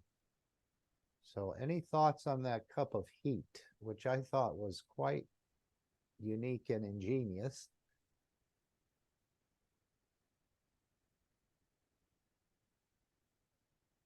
I don't know if you want to say anything about this, Alex, the cup of heat. I know it's only been described to us. It hasn't been shown how to do it or how to put it together, or perhaps it's this interaction between the two plasmas, the soul of the man and the soul of physicality. These two energy packs rubbing some sort of way. That could be another possibility, that we're all carrying it. I haven't heard about the cup of heat, but I can tell that since I made the Ganses, since 3-4 years, I never used my heater in winter. He is always a good climber. Yeah, I remember you saying that as well, even though doesn't it get quite cold there? No, I just pull my heater to 1 because I'm afraid that it will be icy. Yeah. But normally I always had in the winter my heater till 5 and it was cold. But since 4 years I don't use it anymore. Just 1 because afraid of icing. Yeah, and what's the outside temperature? Yeah, it depends. Outside it's winter. Sometimes it's 10, sometimes 0. It's always different. But just I never used the heater. Wow. And I don't know why. Okay, I told you I have a lot of ganses here, a lot of bottles and infinity loops and thousands of stuff that I don't know which one is therefore, but it works. And that's been going on for a couple of years or more? Yeah, since I made the ganses, I think since 3-4 years, I never used it. Wow. And does anyone visit you and say it's comfortable or it's a little chilly, or are you the only one experiencing it? Yeah, I don't have visits because I told you I'm chronically ill, but just my friend sometimes came, but he used normally his motor bicycle, and when he came, he's always frozen. And when he's inside here for a few minutes, he always tell her I'm frozen, but it's because of he came with his motorcycle.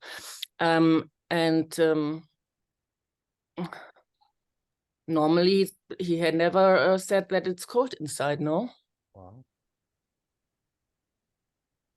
Right, because that was a big concern of last winter, of shortages in Eastern or Western Europe and so on.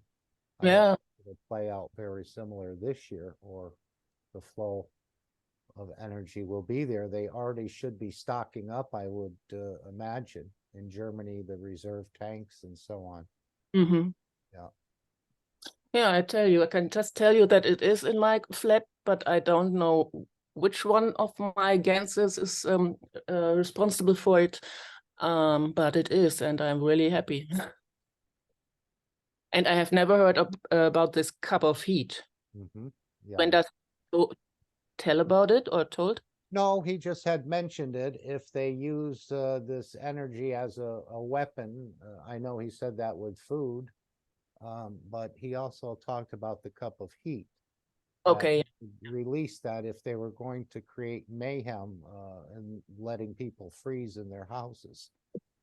But then when I asked him about it, he said really it was for space development. Oh. I don't know why you'd need a cup of heat in space. But, that's right. Why? Yeah, question. How about in the summer? Do you get too hot? Yes, too hot. This summer was really too hot. I used an ventilator. Is it right? Ventilator? Ventilator, yeah, a fan. Fan. Yeah, right. Danke. Yes, I used a fan this summer because when it's really hot here, means really this special hot. This 1 week was here special hot. Then I used the fan. I need to because it's really the heat is stuck in here everywhere, and I don't know if it's more than in other flats, if it's here better, but I used it, sure. But this was just 1 week, and now it's hot too, but I don't use it. It's okay here inside. It's normal. It's always 1 week in summer when it's really this really hot time. Then I use the fan. It's just 1 week every year, but else I don't need it, no. And maybe you stumbled on something with the ganses, but you're not aware of what's interacting with what to create that sort of balanced condition. Yeah, I don't know. Yeah. Because I have so much, I told you. Well, I don't know. It's very nice. I mean, heating is not that inexpensive these days. Right. That's right.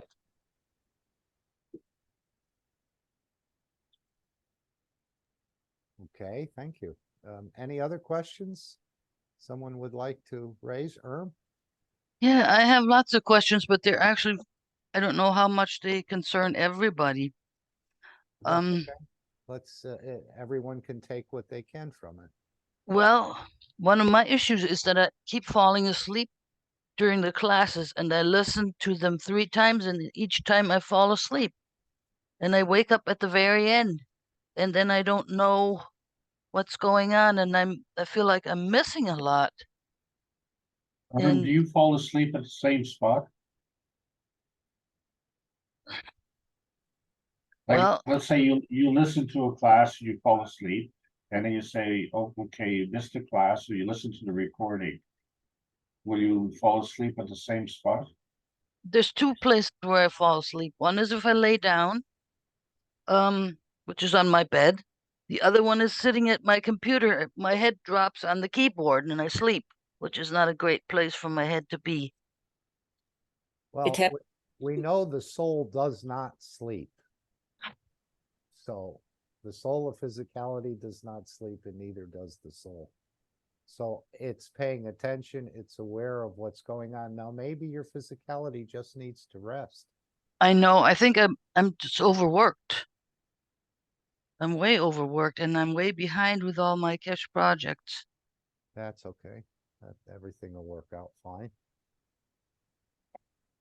And so I have the same situation, Herm. And you know, it's only when I do these presentations that I can't afford to fall asleep. That you can't wait. The thing is as Mark said, you know, the soul doesn't go to sleep, but you're going to sleep because you know the energy consumption is tremendous. You're probably like me, going through an intense learning curve, and you know, learning consumes a lot of energy. And well, so, yeah, I think I need to retire from some of my other jobs because on those I'm totally overworked, and like my desk and my table and everything is total chaos. So I can't really create things in an orderly fashion. well, the comment that you made, I have the same issue. I can't finish the work at the end of the day. These seniors, I'm a senior, and these seniors who say, well, you know, I'm bored, I don't know what to do, you know, I just don't get it. I very frequently, I don't go to bed, I crash, I literally fall into bed. Right. It doesn't take me long to fall asleep because I'm already sleepy, but you know, what's really a problem is when I fall asleep during the daytime.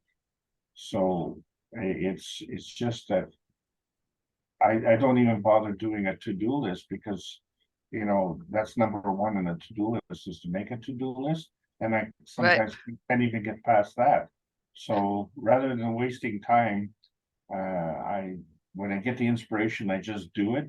And I don't even bother stroking it off the to-do list. You just, you know, but honestly, I am not in the physicality as productive as I was when I was younger. And a lot of old people would say, well, that's normal. Well, yeah, but I'm not thinking like an old person. You know, I still haven't gone through that type of conversion.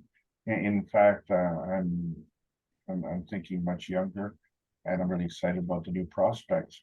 The problem that I have is that I think a child, and let's say someone 5 to 7 years old, would have a lot easier time with the plasma science than us old people, because we have these decades of indoctrination to this physicality, and it's hard to let go. And this is a problem you have to let go. Yeah, but it's like at my house, my dog gets his GAN stuff, but I don't. So it's too much to think of using it for myself, and I just forget everything. I forget. Well, that'll And come back, hopefully. But yeah, when you're I don't know. listening to the workshops or you're doing mental activity, Mr. Keshe said, the brain using so much more energy than if you were piling up bricks all day long. Using your physicality, let's say, to pile up stones or bricks, what have you. By just using your brain, it's using far, far more energy. Yeah, well, for than- me, it's not just the brain. Like I have trees of peaches outside rotting away, and an apple tree that needs to be taken care of, and all kinds of stuff that's constantly pressing on, because I don't like waste. So I feel like so many things go to waste because of my inattention. Well, the birds and the squirrels and the other ones will pick it up, the possums. Mostly the soil bacteria, Mhm. the composting bacteria. But it's just, yeah. Yeah, Well, falling asleep is not an unusual practice. No, Alenka said Happened we to all of us. Yeah. in the same situation, and for me too. And okay, your unconsciousness will maybe learn it, but for me, I just look the video afterwards, and yeah. And see, and the other thing is, I have such trouble with technology. I cannot even put the calendar on my computer. I cannot download the calendar on my computer, so that makes it very difficult for me to find things. Yeah. And We'll try to work that out better this semester and share more of yeah, I things tried it directly. again, and No or problem. like during this process here, I had my phone on and my computer, and then my phone, just the picture went away. It was white. There was no drawings on there. And then, then I have to try and get my laptop to work and try and be in a different location with that.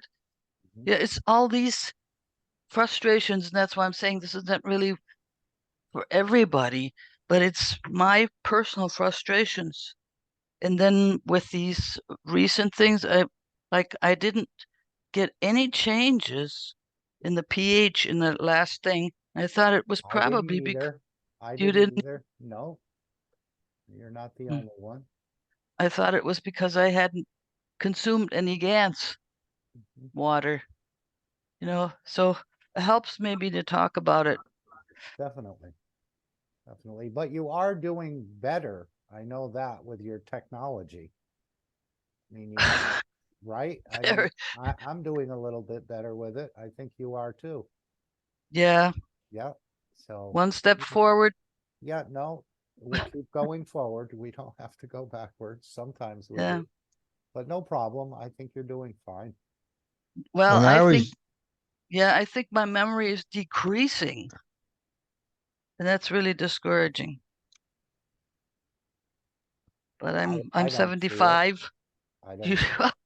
you don't see it because I try to eat a bunch of chocolate before I interact with people, Ah, so that I have okay. some Well, that'll energy make in the you go to brain. sleep too. You're going on a big sugar boost and then that drops off rather precipitously like a cliff.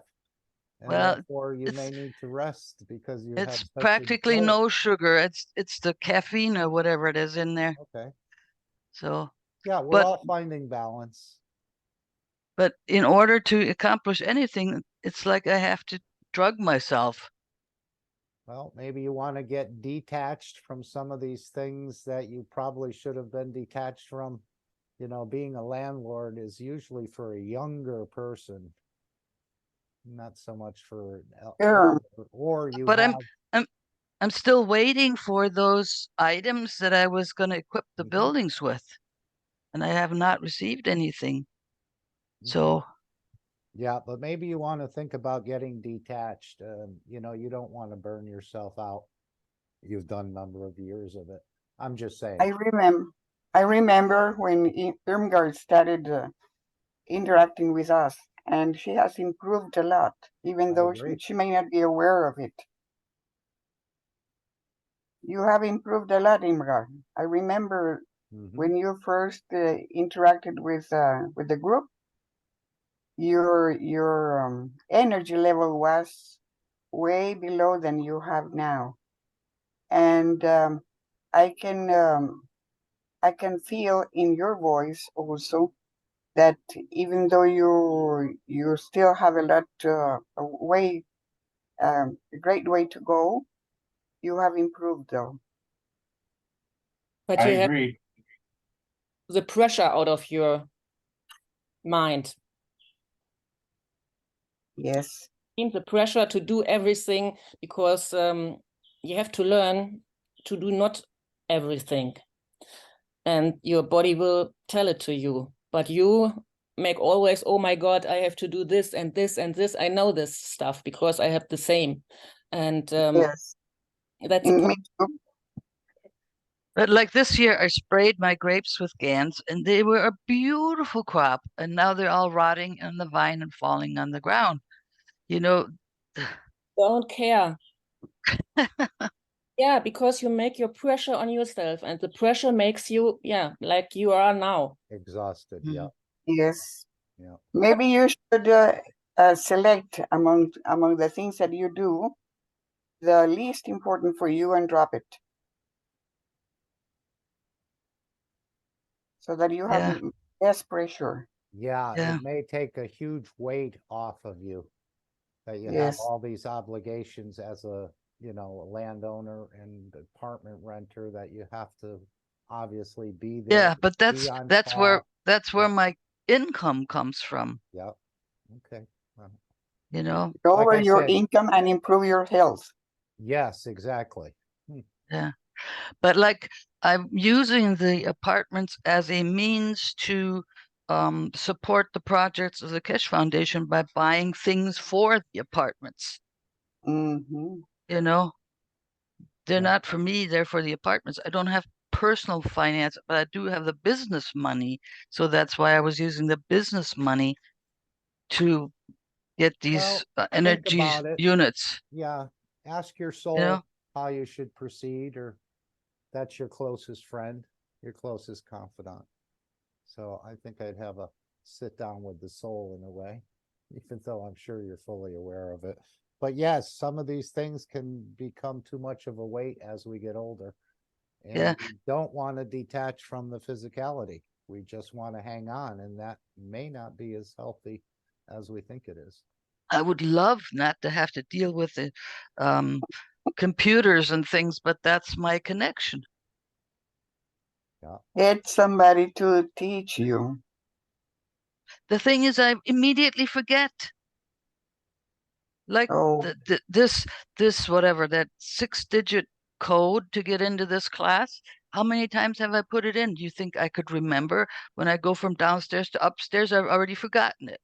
You know? Yeah. Yep. No, that happens Oh to man. all of us. Don't be critical of yourself.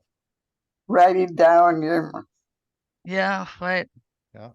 I have it written down, but I have to carry it up and down the stairs. You know. Yeah. Anyway, I don't want to be a complainer. It's just that I feel like, and like now my dog is talking to me and saying, "Stop being on there. Come feed me." You know. Good. Yeah. So Well, anyway, you've made a lot of progress, and it just was acknowledged as well. And you'll thank you. continue that. Yeah. Yeah.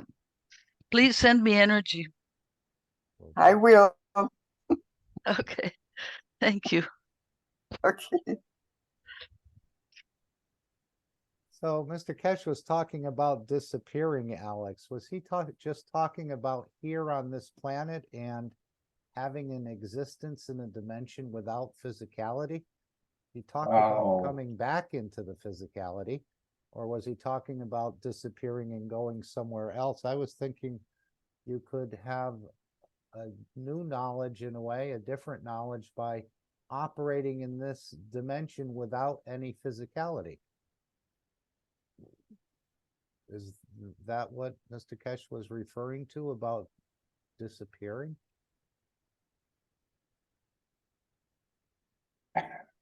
The whole method of transferring energy in outer space is not visible. So just like love is energy, and PM ticks are energy. These are all non-visible. So the advancement in the science is to do the same thing. The reference is that we have this earthbound position.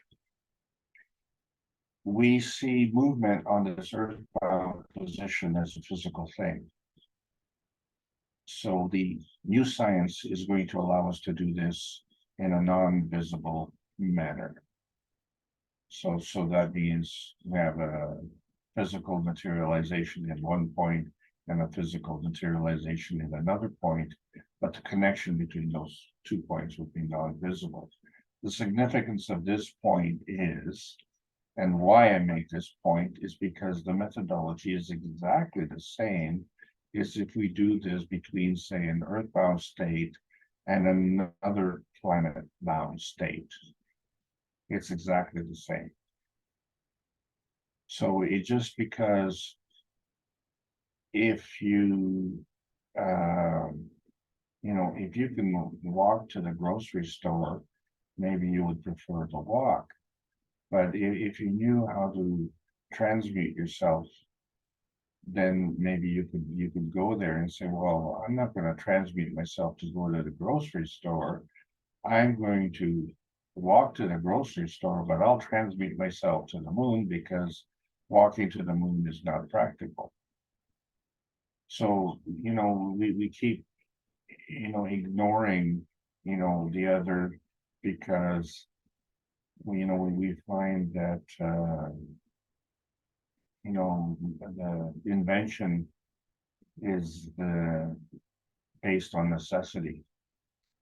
Well, we've come to a necessary point here now because what we've done is mastered the physicality.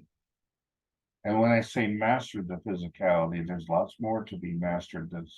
That's not exactly what I mean, but I'm saying from a technological standpoint, the quality of our life should be better than what it was than when we were, as teenagers.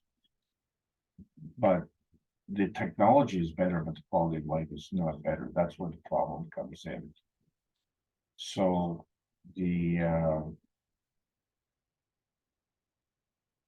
myself, I think we can not be seen, but be here at the same time. Or not be seen and be in Beijing at the same time, but you're still have a presence in the physicality, but it can't be seen.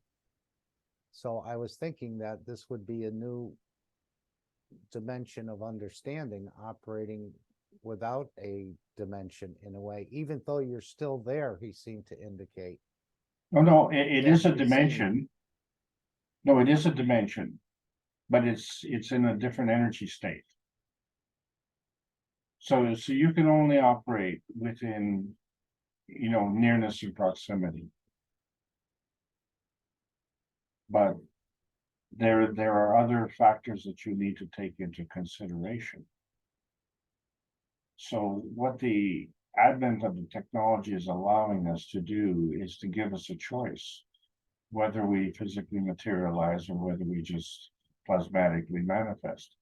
And then, we have to understand that difference on this planet, because what we've been able to explain is our physicality.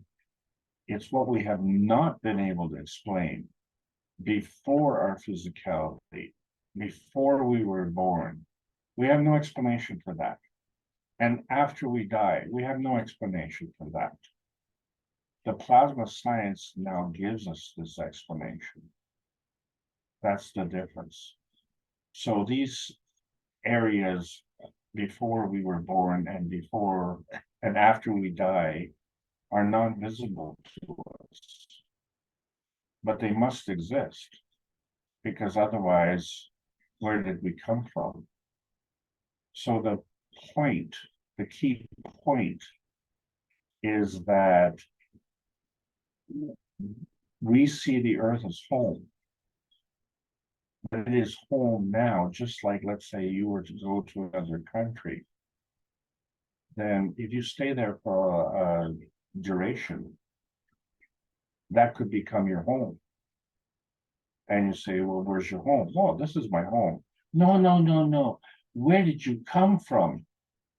Oh, yes, yes, yes. I came from across the ocean. That's right. Okay, so that's where I came from. But that's not my home. That used to be my home. Now this is my home. So you'd be right in calling both your home. So by that extension, we could say, well, the earth is our home, but where did we come from? Well, isn't that a good question? So where we came from, well, you know what? We came from home. Randy said, when I was young, I could not wear any watch. My energy field would make them stop. Same thing with certain electronics. Took me years to learn how to slow down. Once I did that, I could use the technology. I put a Keshe butterfly on the back of my phone, then I could hold it without it malfunctioning. Wow, that's quite a bit of energy. And I've heard this before about watches not working on certain people. But I guess the butterfly balanced that out. Randy, anything you'd like to add on that? Yes. And something's interesting. I put a butterfly on the back of my monitor as well. And if the phone is too close to the monitor, I can't even make phone calls.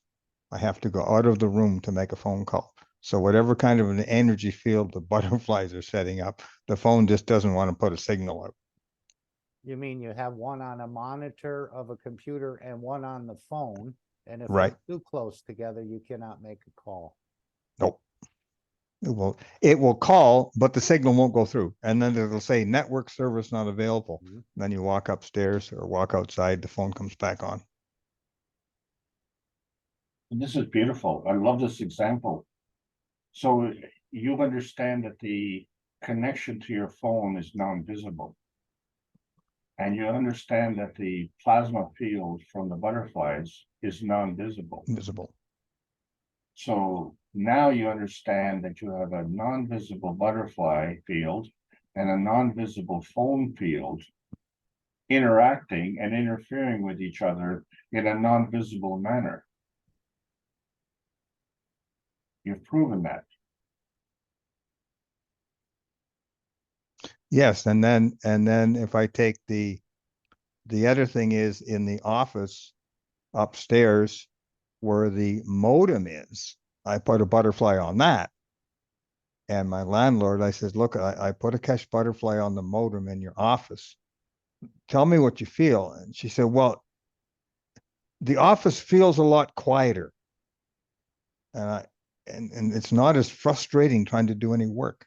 So the energy field created by a butterfly system downstairs and a butterfly system upstairs, plus all the GANs in the house, there must be quite an energy field here. That's what I can say. Because I water the garden every day with about 20 gallons of plasma water.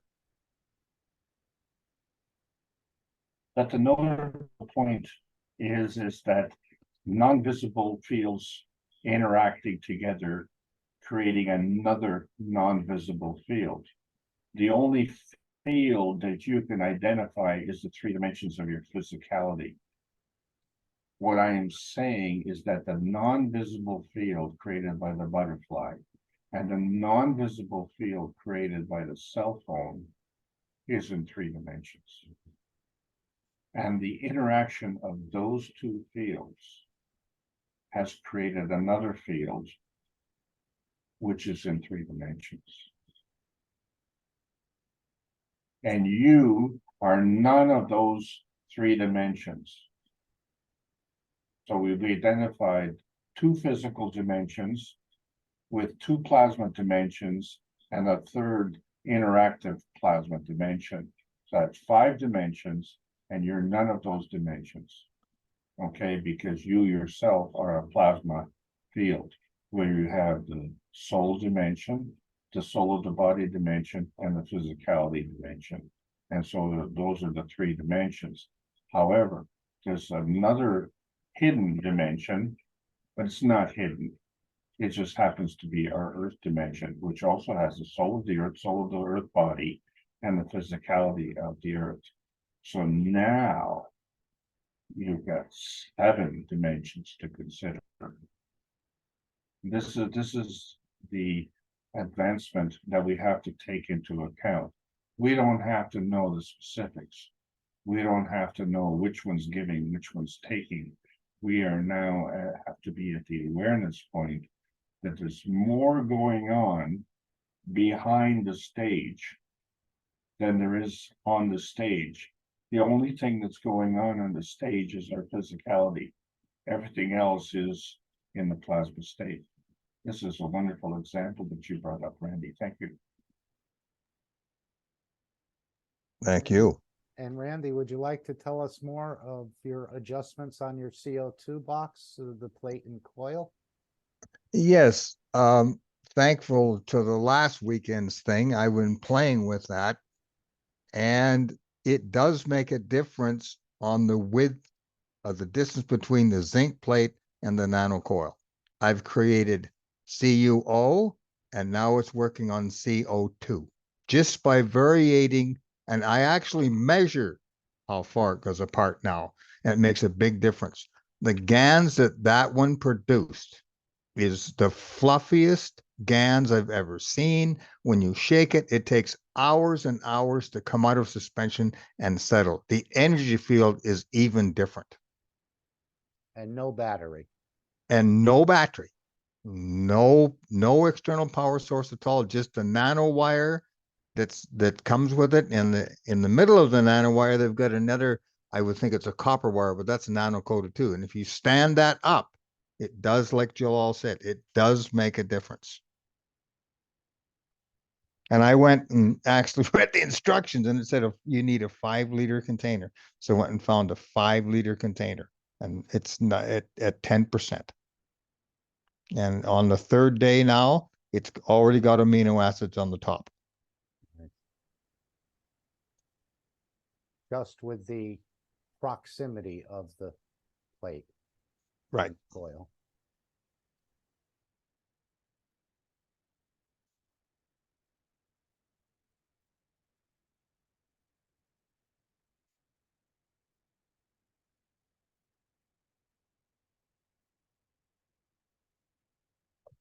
Okay, any other thoughts or comments anyone would like to raise?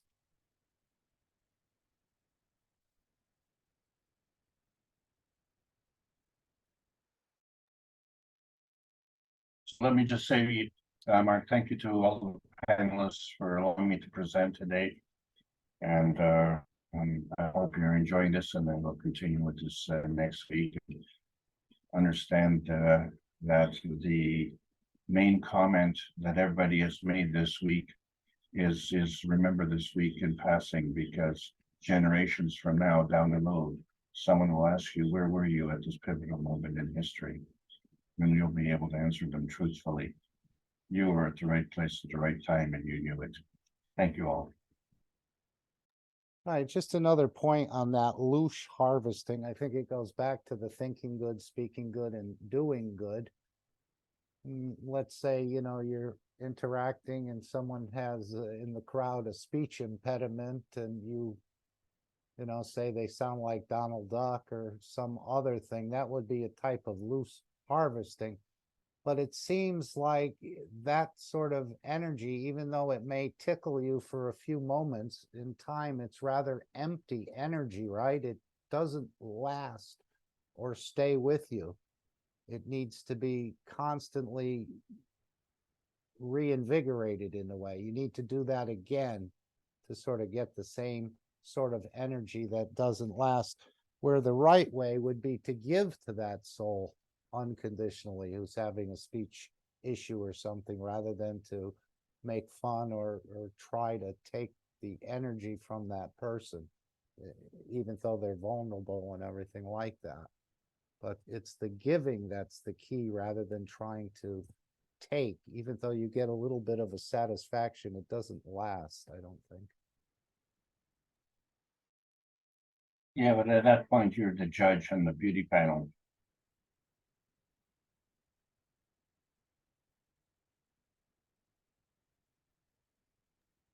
Okay.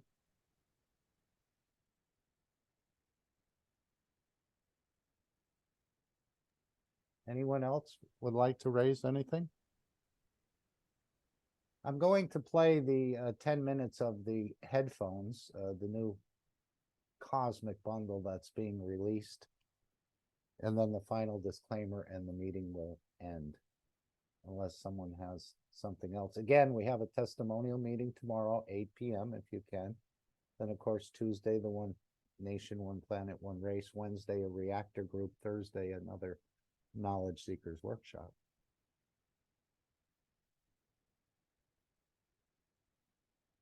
And we'll probably be hearing more and more as these cosmic bundles come out.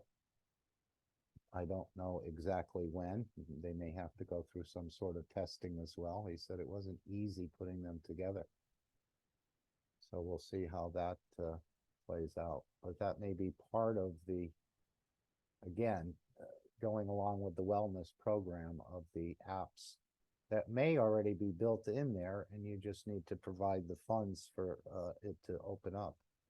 So there may be energy in there, wellness, feeding, communication, transmutation already built in. It's just a matter of applying the funds to open or unlock that key to that part of it.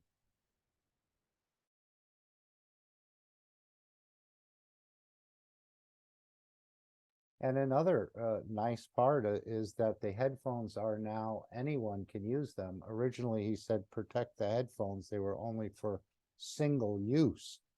And with the new system, the headphones can be used by multiple people. So one set of headphones, and if you had the feeding app, I think the whole family could be fed. And that just sounds like it basically cover itself in expenses.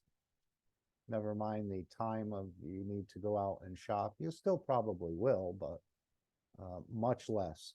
The shopping cart will get smaller and smaller, and the family will probably become healthier and healthier. I think that's the way it will work.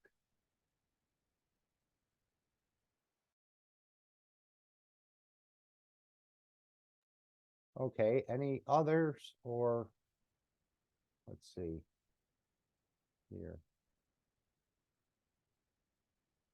Okay. So shall we play the last few things here?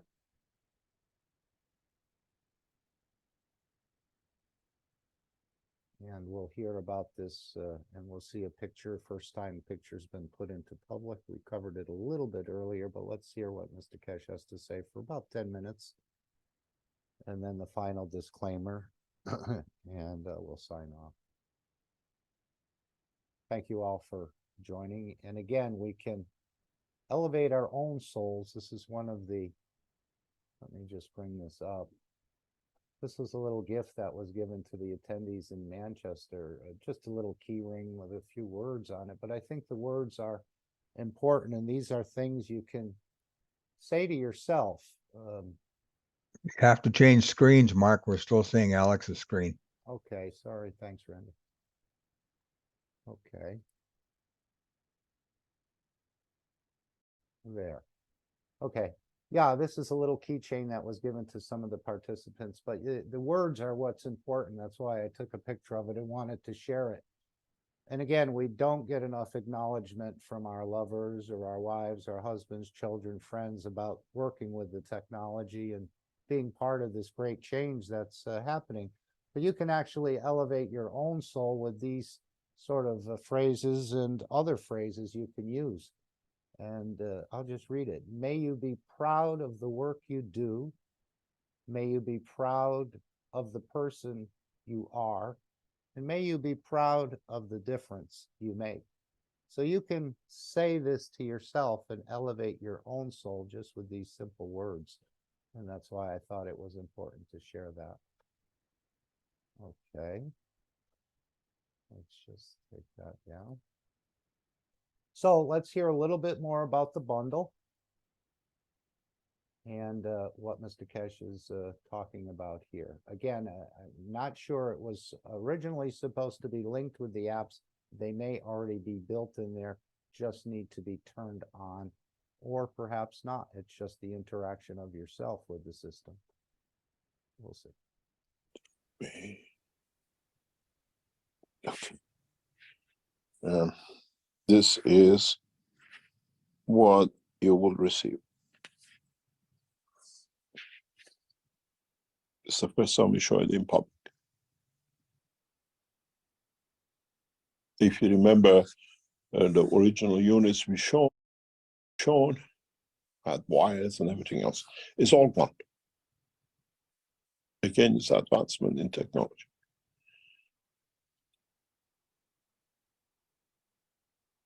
And even this is like Apple 1 will have Apple 10 and 15 and 20, and you can imagine what will come. Very soon, the way we see it, this white unit, as we develop, will go into the headset. So one headset will be a complete unit with everything.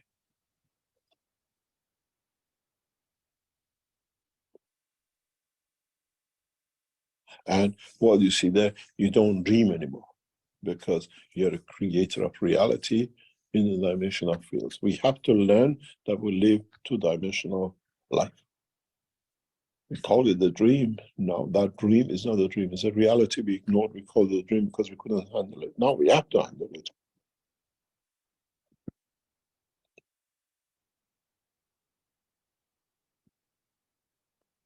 And I foresee maybe in 3 years, 5 years, that we reduce even those headphones to single units embedded within the structure of the physical life of the man in the communication with the solar physicality. In a way, in the bloodstream. Quite possible. That allows instantaneous conversion in transmutation. But this is in time ahead. So what do you call it? Dean has brought is part of his own intuition and part of being maybe a member of Universal Council. And in the past few days, we have delivered such a dummy unit. There's nothing in it, just shows. He's referencing Dean. Apparently, they put a dummy unit in the exhibition center, perhaps, and Dean was going to share some of the things in the One Planet, One Nation, One Race. But I think he was asked not to. But as Mr. Keshe said here, I didn't realize it was a dummy unit. We didn't really see any pictures from Dean, but this is the first time we're seeing a picture, and he's just saying Dean was just explaining what he thinks he understands about the unit. That's where Dean came into the conversation. It's in, what do you call it? In the exhibition center, which is still running till we pack it up in the next few days and weeks. The links we have given notice to are what we call the owners of the properties that we're leaving by the end of October. So till we get to that point, it's just anybody goes into exhibition, you can see things. There's nothing that we cannot reveal. There's nothing there that has been revealed to anyone to be revealed.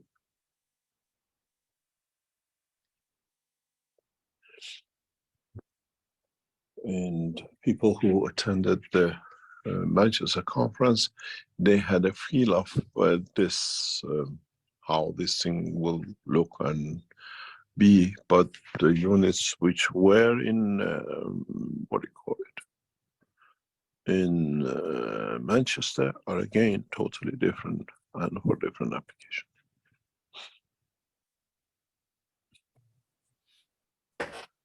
Okay, thank you.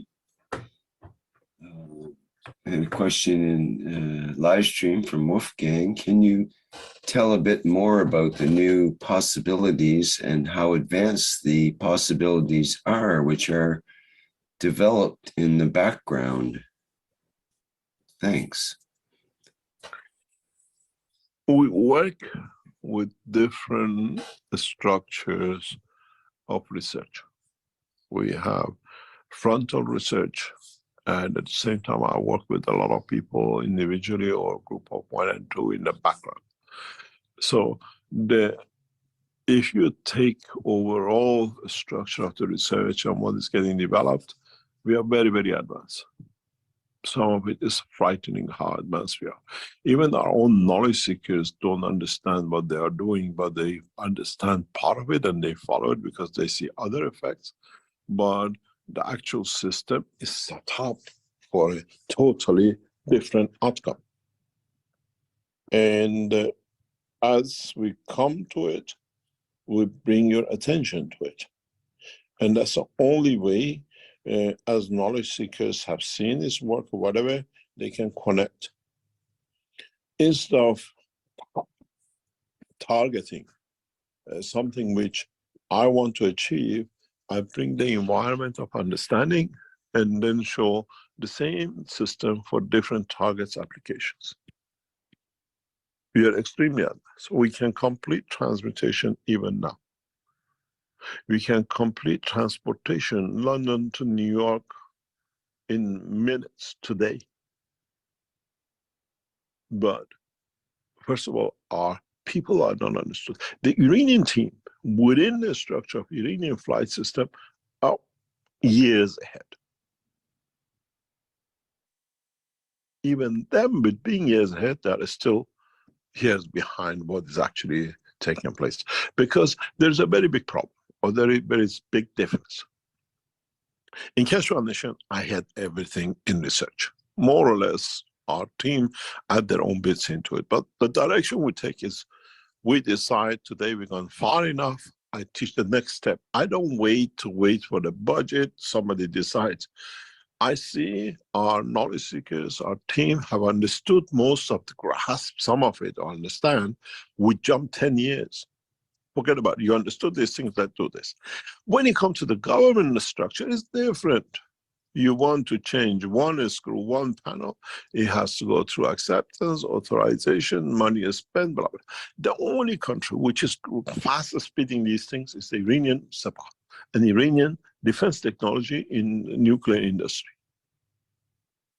Decision made by head of divisions, done. This is what we understood with the Keshe teaching today. We go. Iranians have put a team to understand my mentality of thinking, not with what I say. And they're very good at it. This is why we even brought the Chinese to work with the Iranians. With the Iranians, Ahmadinejad had a very, Khamenei had a very, very clear understanding of the teaching. This guy speaks, we look at the word. We have to understand the essence that we can be with him. And that team, you listen to the teaching today. I work with the Iranian Keshe Foundation team, but there is a team behind which has worked with my work for past 14 years. They sit to understand the essence of the knowledge, not the word of the knowledge. And they work at it. Because they have seen the essence of it. So how it will take shape is how you understand it and how you interpret it and how much technology is behind the scene. Our technology, our team have everything to complete the transmutation today. Within the capability of the Keshe Foundation, we have built the system. Actually, some of you have already used it without you knowing to convert energy into matter. But our knowledge seekers don't still understand it, so I have to take time. We built it last year. I built it 15 years ago. I said to the knowledge seekers before, those who came and went to the moon and they brought a handful of dust or brought a stone with them, I said, you need a system to convert this dream to reality that becomes a material. We already built that system. What you touch as a stone on the moon, when I put your hands inside the system, become that stone. So you didn't dream, you actually been on the moon. We done the reverse of this with Ali in Canada some years ago, when the hand disappeared in the system. So it's not something we dream. It's our knowledge seekers have to understand the society. When it's shown us, we understand how can you bring a stone in your imagination, as you call it, you put it in the environment, it becomes that stone, and the scientists from Earth put the stone and say the stone is from Mars. It's come from Moon. We showed this to the Chinese military in 1 week of tests in China in past 5 weeks. So we're not talking about something that's going to happen.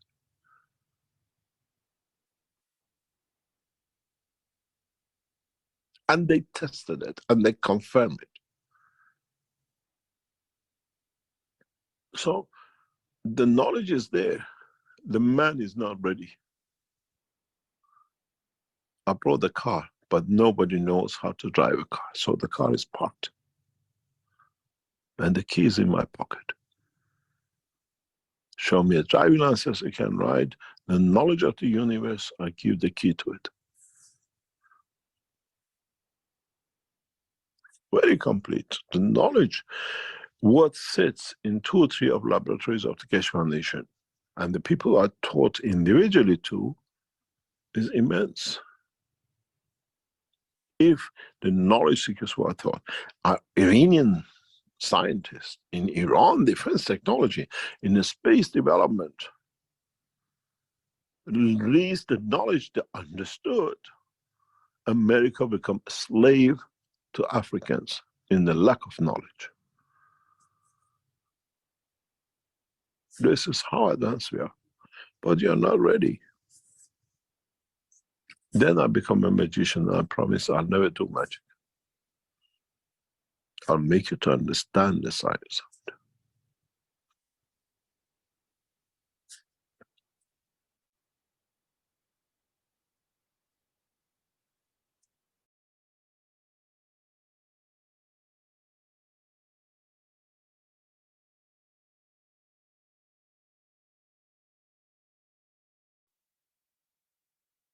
Disclaimer: the information and education material contained herein is meant to promote the general understanding and dialogue of GAN's processing. Such information is not meant or intended to serve as a substitute for a healthcare professional's clinical training, experience, or judgment. For patients and individuals, such information is not to be a substitute for professional medical, therapeutic, or healthcare advice or counseling. For medical issues or concerns, including decisions about medications and other treatments, readers, viewers, listeners should always consult their physician or, in serious cases, seek immediate assistance from emergency personnel. Prescription information, procedures, and use of medical devices information should be undertaken only by properly trained and certified medical personnel. We specifically disclaim any warranties, express or implied, including implied warranties of merchantability or fitness for a particular purpose. Such information is provided, as is, and is believed to be accurate at the time of its publishing, but it is the viewer's job to evaluate the accuracy of any information found in this presentation. Every case presented is of their own experience, applied by themselves for themselves, and it applies to their case only. Every person experiencing health problems should seek professional medical advice and consult their course of treatment with a doctor. The processes of plasma balancing described herein are a natural process which supports the body but does not replace medical advice or therapies one is already subject to.